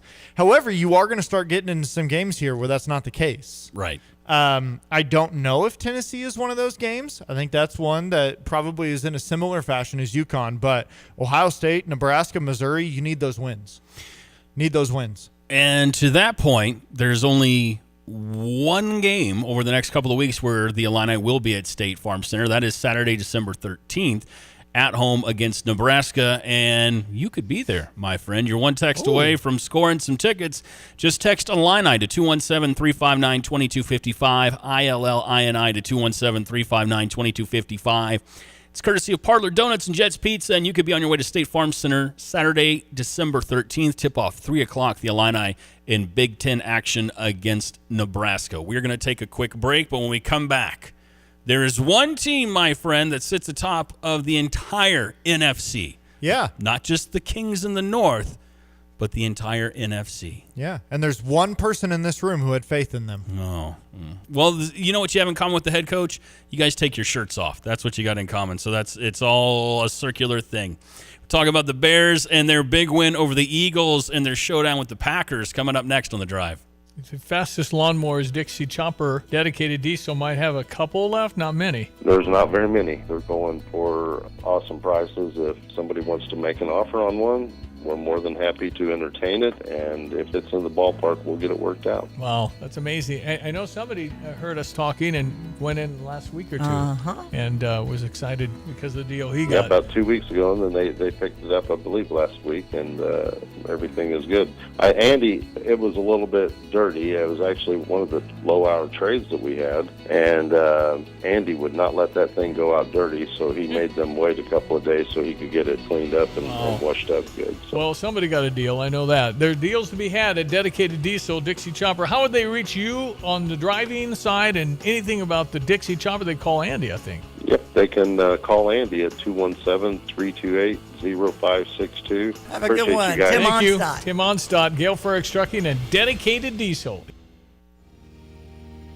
Calling all Honeycrisp apple lovers. Your Honeycrisp are ready at Curtis Orchard. That's right, it's Honeycrisp season, which means you can get them at Curtis Orchard now until we close in late December. Of course, we have all your other favorites too. Donuts, pies and fritters, apples, produce, cider, and gifts. It's all here waiting for you to enjoy during your next trip to Curtis Orchard. Visit us at curtisorchard.com or follow on Facebook to find out what else is in season right now.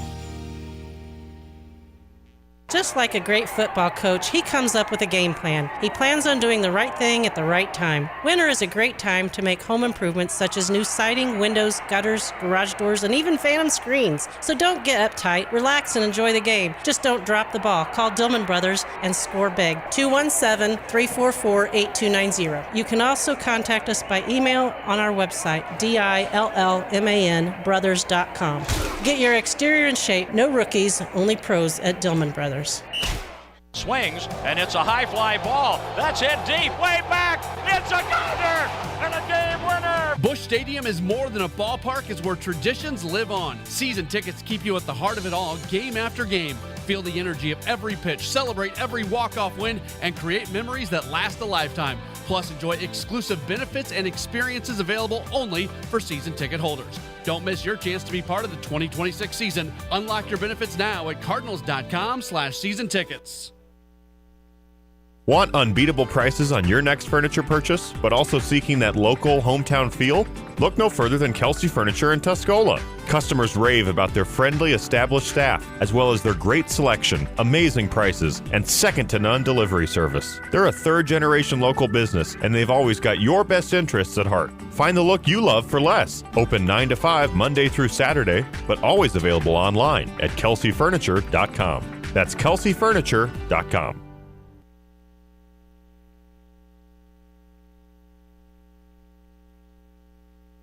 Drive with Curtis Allen and Evan Stone on ESPN 93.5.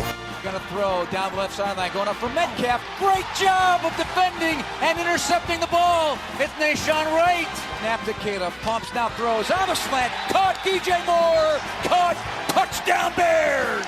Snap, throw, right. Caught. Loveland, end zone. Touchdown. Touchdown Bears. Snap to Rudolph, play action fake, going to throw, being chased and snagged by Sweat. Down he goes. Sweat got him.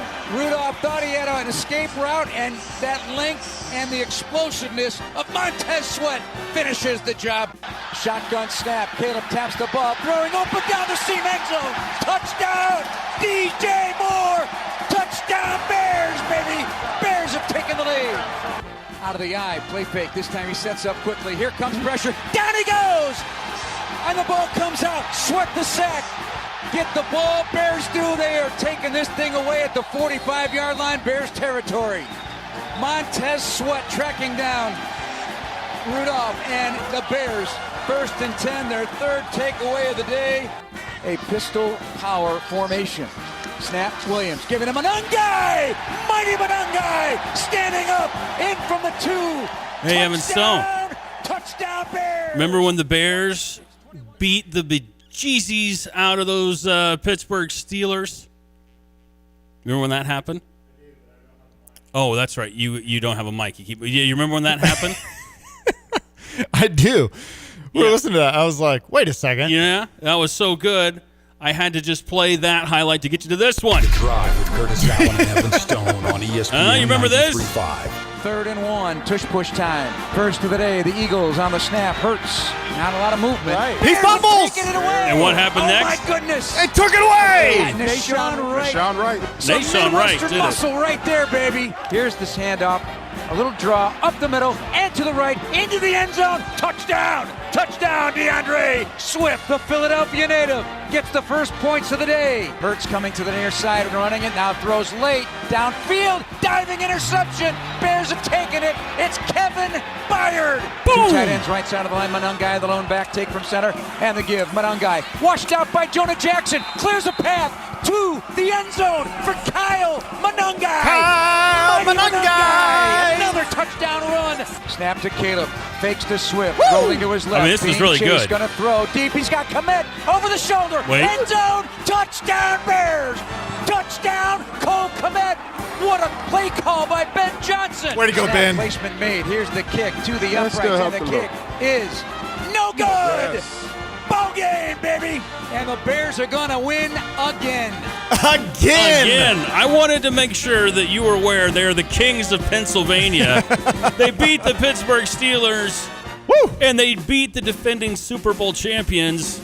And now your Chicago Bears, the number 1 team in all of the National Football Conference.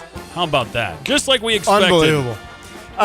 Just like we all expected. Yeah, just like we all expected. Also was announced, my wife sent me this week, announced that in-season Hard Knocks is coming out. And Nope. they're following the no, this is great. They're following the NFC East. Oh, okay. And so every single team in Hard Knocks, in-season Hard Knocks, you're going to see them lose to the Bears. Oh, that is exciting. That's exciting. I thought you were about to say, they're going to join the Bears. Nope, don't want that. No, you're going to see the Bears beat the Cowboys, the Giants, the Eagles, and the Commanders.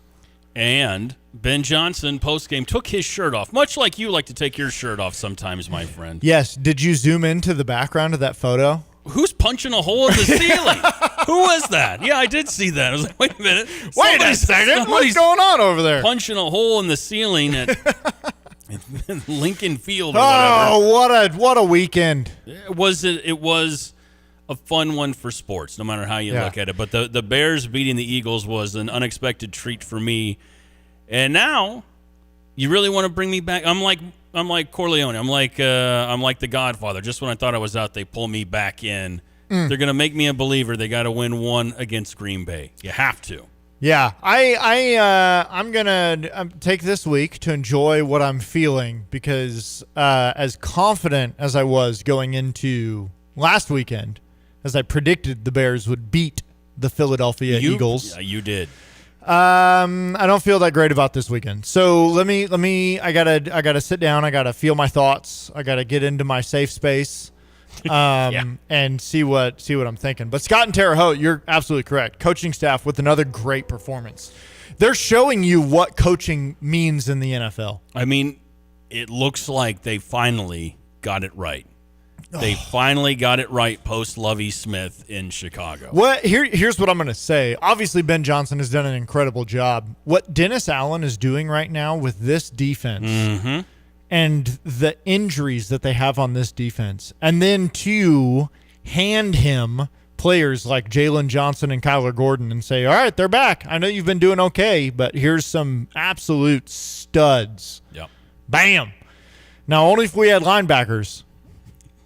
Hey, I keep trying to get Lehman to go, suit up one more time, and he keeps saying he's 40 and he can't do it anymore. I didn't. I didn't realize. So DeMarco Jackson, I didn't realize he was on the Saints with Dennis Allen. So he was a special team stalwart with Dennis, and then he brought him here. And so, I mean, that helps to have a guy that maybe is not the most familiar or athletic guy or the best football player, but is comfortable. You know him. Yep. You know what to do with him. So that definitely helps. Matt and Sydney says, how about them Cowboys, the hottest team in football, going to win the NFC East? Do you not know the Chicago Bears? Hey, I'm not going to knock the Cowboys' success lately. I'm not going to knock their success, but how are you going to say they're the hottest team? But, I mean, there's only one locker room where... Good, better, bad. Good, better, bad. Never let it rest. Never let it rest. Good gets better. Good gets better. Better gets better. Better gets better. I mean, there's only one locker room where they're doing that. Yeah, I know. Well, 9 out of the last 10 games. Here's a clip of the Dallas locker room. I brought this in. I'm sure you did. Yeehaw! Cowboy up, boys. Lindy on the text line, typical clueless Cowboys fans. Here we go. I am impressed with what Dallas has been doing. I think they definitely have seemingly in this moment turned a bit of a corner. Yeah. Since the Bears just BTA'd them earlier in the year, as the kids would say.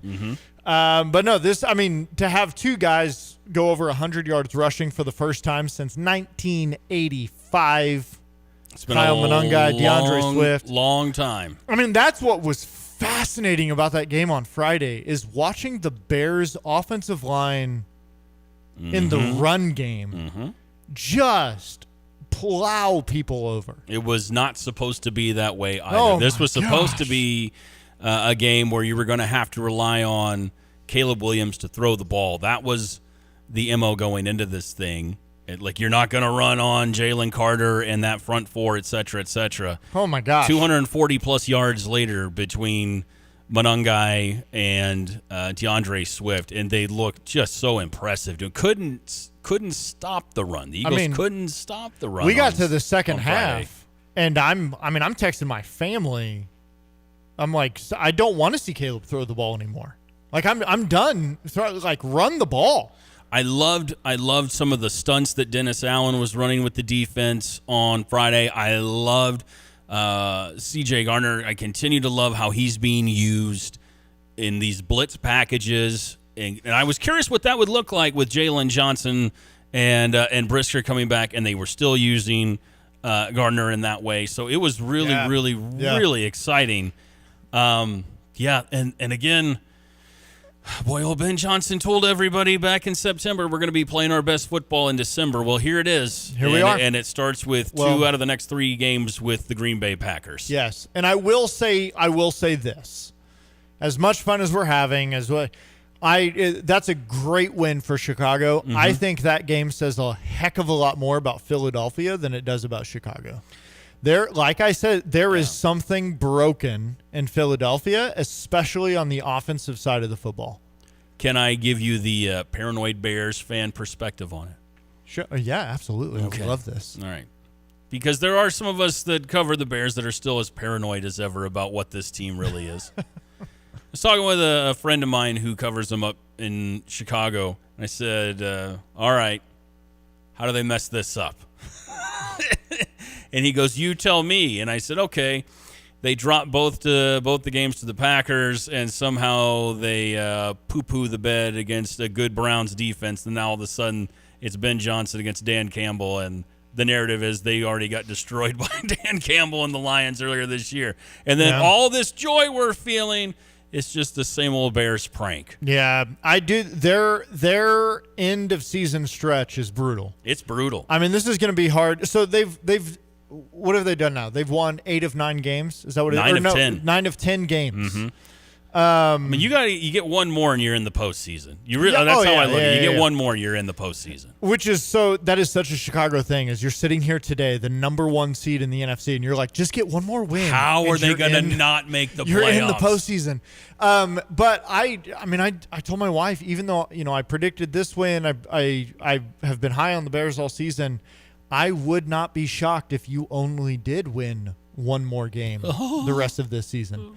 So I do not feel crazy worried about Cleveland. I don't think their offensive situation right now is enough. I don't know if you saw Jerry Jeudy and Shador yelling at each other on the sidelines. I saw that. Debating about how to run plays and all that stuff. I saw that. If I could, real quick before we continue. Yeah. One of those guys is going to be there probably for a long time, and the other one is going to be a journeyman wide receiver if he doesn't start running his routes correctly. Yeah, I'm not worried about the Cleveland game, even though Myles Garrett is having poor Myles, man. I mean, he's having a historical year. Well, that's what I'm saying. Like, you think Max Crosby wasn't a game changer in that Raiders game? That's the sort of Bears. Same old Bears. Yeah. Like, you let those thoughts creep into your brain and go, okay, here it is. Myles Garrett's going to have 9 sacks. He's going to knock Caleb out of this for the rest of the season. I don't know. All that stuff. I feel pretty confident in their game against Cleveland. But I think Green Bay is better than what they've shown the last couple of weeks. I know agree. that they've struggled in a few games. In that Philadelphia game, they really struggled to move the ball, to score points. But I think Green Bay is still a really good football team. Obviously, San Francisco is having a lot of fun right now. Sure. And so that's going to be a tough one. And then, Detroit, it's in Chicago, which helps. I mean, that Chicago fan base at the end of this year is going to be rabid. I mean, just excited for what, in year one of the Ben Johnson era, what it's looked like. And you still have the most takeaways in the NFL. You still have the most explosive plays on offense in the NFL. And Caleb is still having he's one of the best quarterbacks in the NFL this year, statistically speaking. So, this is fun. Week in and week out, it has been fun. It'll be interesting over the next 4 weeks to see how this all plays out for the Bears. I will say the second game that they will play against Green Bay in 3 weeks, that's a flex game. There's thoughts and talk that might end up being a primetime game. So we'll see, and that would be at Soldier Field. The next game with Green Bay this Sunday is in Green Bay. Well, the only thing better than watching that, maybe not better. Yeah, I'll take better. The only thing better than watching that Bears victory on Friday afternoon, evening, was watching Aaron Rodgers get his face plowed into the ground last night. Poor Aaron. That was he had a bloody nose, and people were trying to bait him in the post game and in the press, trying to get him to say mean things about Mike. I'm not going to do that. I hear what you're trying to do. I'm not going to. Trying to get him to say mean things about Mike Tomlin. First of all, nobody would say anything mean about Mike Tomlin where Mike Tomlin could get within arm's reach of them, because something bad would happen to that person if they said something mean about Mike Tomlin. They the fans are only saying that because they're up in the stands.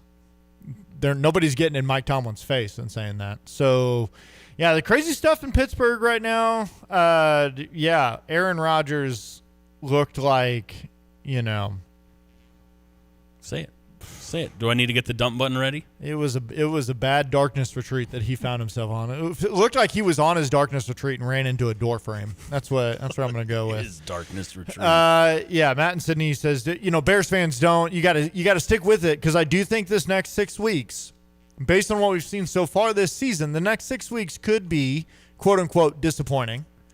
But they're a young team that is still figuring this out and still growing, and it's way ahead of schedule. If I could go the other route and take the negative hat off and kind of be the arrogant Bears fan that's loving it. Yep.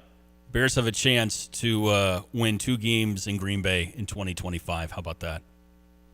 Oh, let's go. How about that? Think about that. Yeah. You can start and end the year in Green Bay and beat them both times. How about that? That took me a second, but I was last year, that's right. The end of last year, Caleb gets a walk-off win, and you could see the weight off that dude's shoulders when they won that game in Green Bay to start the year in 2025. And this Sunday, one of your last games of the season in Green Bay, you might get a chance to do it again. Yeah. Good, better, best. How about that?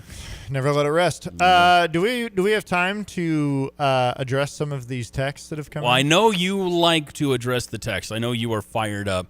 217-359-2255, ESPN Radio 93.5. It is The Drive. I'm Curtis. That's Evan. So, yeah, you know what? You go right ahead, sir. We got a little bit of time, but I want to remind you of something. Yes. Real quick.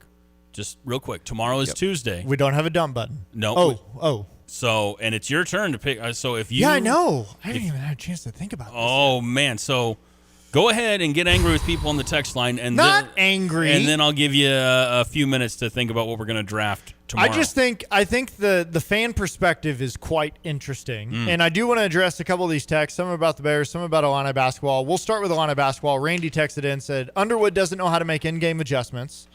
Basketball should be in the top 10 every year. I just think that's fascinating because they did make adjustments that kind of worked. I'm interested to hear what in-game adjustments would you have liked to see, because the Texas Tech game, they made a lot of in-game adjustments. I feel like it worked. I feel like they played better in the second half than they did in the first half. And Defensively, they completely changed in the second half. Defensively, they did. They saw enough of those sets from Hurley that he runs. Yep. And they made some solid adjustments, and that's why they were able to, a couple of times, cut it into single digits and make you feel like, hey, they got a chance to pull this one off. And that was because they made adjustments. And to say basketball should be in the top 10 every year, they have literally never done that in their program's history. Are you sure? Like I don't know if you go over a 5-year period where they're top 10 every single year. I mean, that's very rare. Let's start with trying to win a national title before we talk about being in the top 10 every single year. This is a basketball town. It's always going to be. It's always going to be a basketball town. And it will revolve around Illini men's basketball. Coach Underwood has more big wins than any Big Ten coach in the last 8 years. Mm-hmm. So he's got more top wins than anyone else. So something is obviously working. Randy said, you're talking about a good loss. Sounds like you're happy about being average in football. Go fight in the Illini. I'm not talking about a good loss. I said it's pretty much a non-existent resume loss. Nobody's going to knock our resume because we lost to UConn in New York in November. That doesn't mess with our resume a single time. You win that game, it really props up your resume. But that loss is not something that you're going to see in March that's like, well, they could be up, but look at this loss they had. That's holding them back. No, it literally doesn't exist. Well, right now you're 1-2 in non-con against the big boys. Yeah. Right? You're 1-2 against ranked teams in non-con. You got another one coming up in a week against Tennessee, a winnable one against Tennessee as well. And I don't see an average football team. What I'm not happy. What average football team am I happy about? Yeah. No, I currently do not root or cheer for an average football team. 8-4 was something that I had hoped would be the case as the floor. 10 wins was the ceiling to me, and 8 was the floor. We ended up at 8, and I'm all right with that. And because something that Jay Lehman said, if you missed it, we'll get more of with Jay coming up in the next hour. But something that Jay said is, if you look at how college football has shaked out in the last 3 weeks, there's going to be a lot of 3- and 4-loss teams that had playoff aspirations, but it's such a mess right now. It's going to be interesting to see how it all shakes out. Yeah. And it's a safe bet that the Illini are going to be playing a really quality opponent for a bowl game. They're not going to be in the Emerald Nuts Duct Tape Bowl, as I have joked about. It's going to be a quality bowl game for Bielema and the Illini. Randy, I just need you to understand this. He said, happy about exactly what I'm talking about, happy being average. 8 wins in college football is not average. So, listen, maybe you should go. I mean, you said it in your text earlier about the money that Oregon and Ohio State is dropping on NIL. Go root for one of them. Like, those are the big boys. This is the University of Illinois. 8 wins is not average. We have won 8+ games in back-to-back seasons for only the second time in 100 years. Oh, yeah? Well, let me tell you this. We suck. Wait, hold on a second. This is not average. 8-4 is not average. No, it's good. Am I happy with 8-4? Yes, actually, I am happy with 8-4 as an Illinois football fan. Am I okay if we never improve from 8-4? No. Take the next step. What have we talked about for like 5-6 months now between me and you and Jay? Sustained success and what it does to a fan base and how fans will react to it. Here's a good couple 3 texts from the 217. Top 10 every year. I swear Underwood has brought this program back to national recognition, and people just keep raising expectations. That's a fair point. That UConn loss, like you said, means nothing. People need to chill. Look at Underwood's career here. Just because we don't win national titles doesn't mean we aren't insanely competitive and a top-tier program. Illinois basketball is what it is. I love the names. Tijon Lucas. Yeah. Trying to get us to 500. Look at where we've come from. Brad has done an incredible job here at the University of Illinois, and I know his style of coaching or his style of offense is not for everybody. That's totally fine. One of my best friends was texting and was like, I don't know if I can say this publicly, but I don't really like Brad Underwood's offense. And I'm like, yeah, you can say that publicly. That's totally fine. You'll say it for them here on the drive. That's well, fine. Here's the thing. They run. What was their name again? They run an NBA-style offense. Right. Where they run the two-man game. They're trying to find matchups, and then they kick it outside, and they shoot a lot of threes. So you're either getting your two-man game It's a perimeter offense. It's a perimeter offense that he runs. You're hunting matchups. And that some people like it and some people really don't like it because that's not what the college game has been. You want it like UConn. You watch them. They run a lot of sets. And that's just not who Brad is. And I understand being frustrated with that. Michael from Charleston texts in and says, living and dying by the three. Like it's the same old story.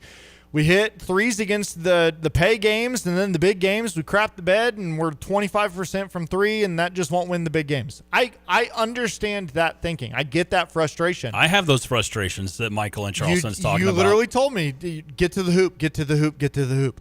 I understand those frustrations. I do think it's a lack of foresight to say won't win the big games because Brad has won the big games. I totally get it. He's not won a national title. He's not gone undefeated. Yes.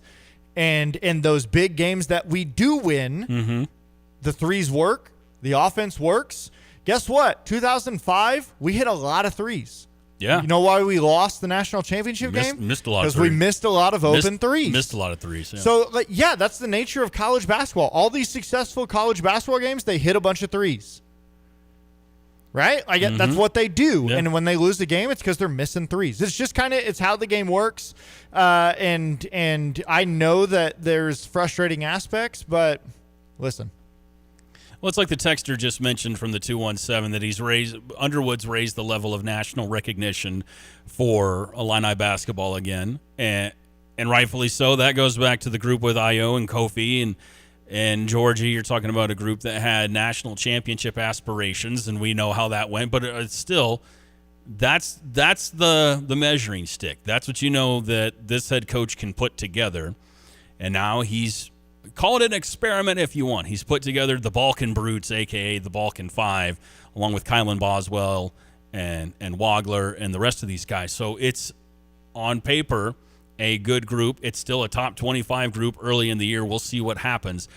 We are way overdue for a break, but I love this conversation. I'm coming back to this in just a second because they're still coming in. I'm coming back to this. So fired up. More of angry, fired up Evan Stone next on The Drive. I'm living under a cloud. I don't get out of bed. It started with my washing machine breaking down. I called a one-guy-in-a-truck repair service. Took them a week to show up. My condition worsened when the repairman ordered the wrong part. Things got really bad. Had to go to the laundromat. I knew I hit rock bottom. Then I found Dick Van Dyke Appliance World. I'm Paul Reekin with Dick Van Dyke Appliance World. We have repair service clinically proven to be the fastest and most affordable in Champaign-Urbana. Side effects only come from not calling Dick Van Dyke Appliance World. These effects include personal frustration from failing to get laundry done, irritable spouse syndrome, and stinky athlete kids that can be noticed from across the house. Thanks to Dick Van Dyke Appliance World, my cloudy days at the laundromat are over. Let's say you decide not to repair the appliance. Like the repair is worse than I thought? If you decline the repair, you get $50 off a new appliance purchase. Dick Van Dyke has me winning either way. I'm experiencing no side effects now, Paul. Wow! Dick Van Dyke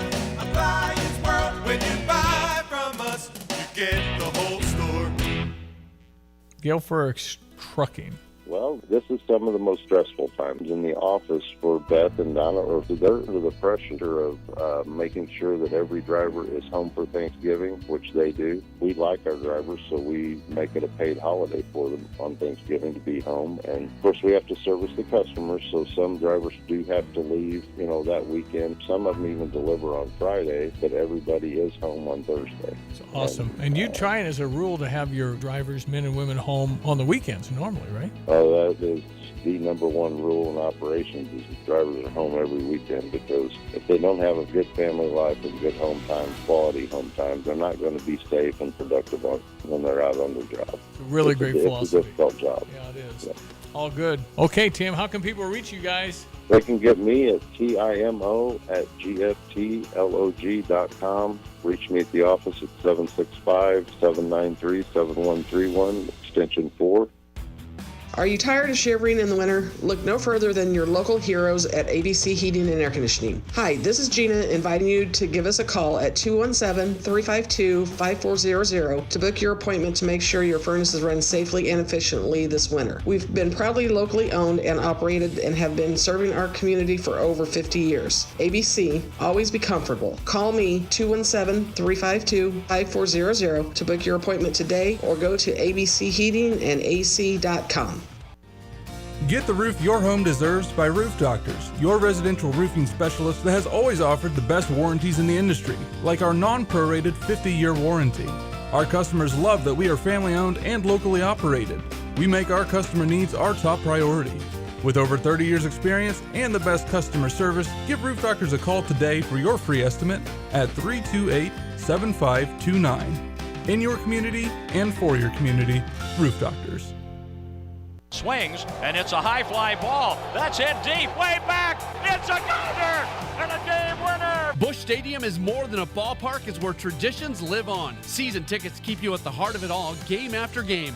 Feel the energy of every pitch, celebrate every walk-off win, and create memories that last a lifetime. Plus, enjoy exclusive benefits and experiences available only for season ticket holders. Don't miss your chance to be part of the 2026 season. Unlock your benefits now at cardinals.com/season tickets. Hey, Illini fans. Fall is in the air, leaves are turning, and it's tailgate time. Bring on the Jets Pizza and Wings. Get a one-topping large Jets Pizza, code LJETS for just $16.99, and then wing it. Add an order of Jets Wings for just $6. Use code WINGIT. Be the hit of your tailgate party and wing it. It's not just pizza, it's Jets Pizza. The Drive with Curtis Allen and Evan Stone on ESPN 93.5. It is The Drive, ESPN Radio. Don't do this to me, Randy. ESPN Radio 93.5, it is The Drive. Evan Stone getting fired up with the text line, 217-359-2255.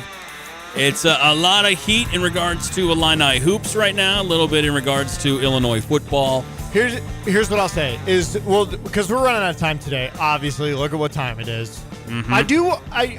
Randy texted and said, I'm kind of just joking, just wanted to fire you boys up. Please drive home safe. Hey, I'm good. He got you fired. I do love this because, Randy, you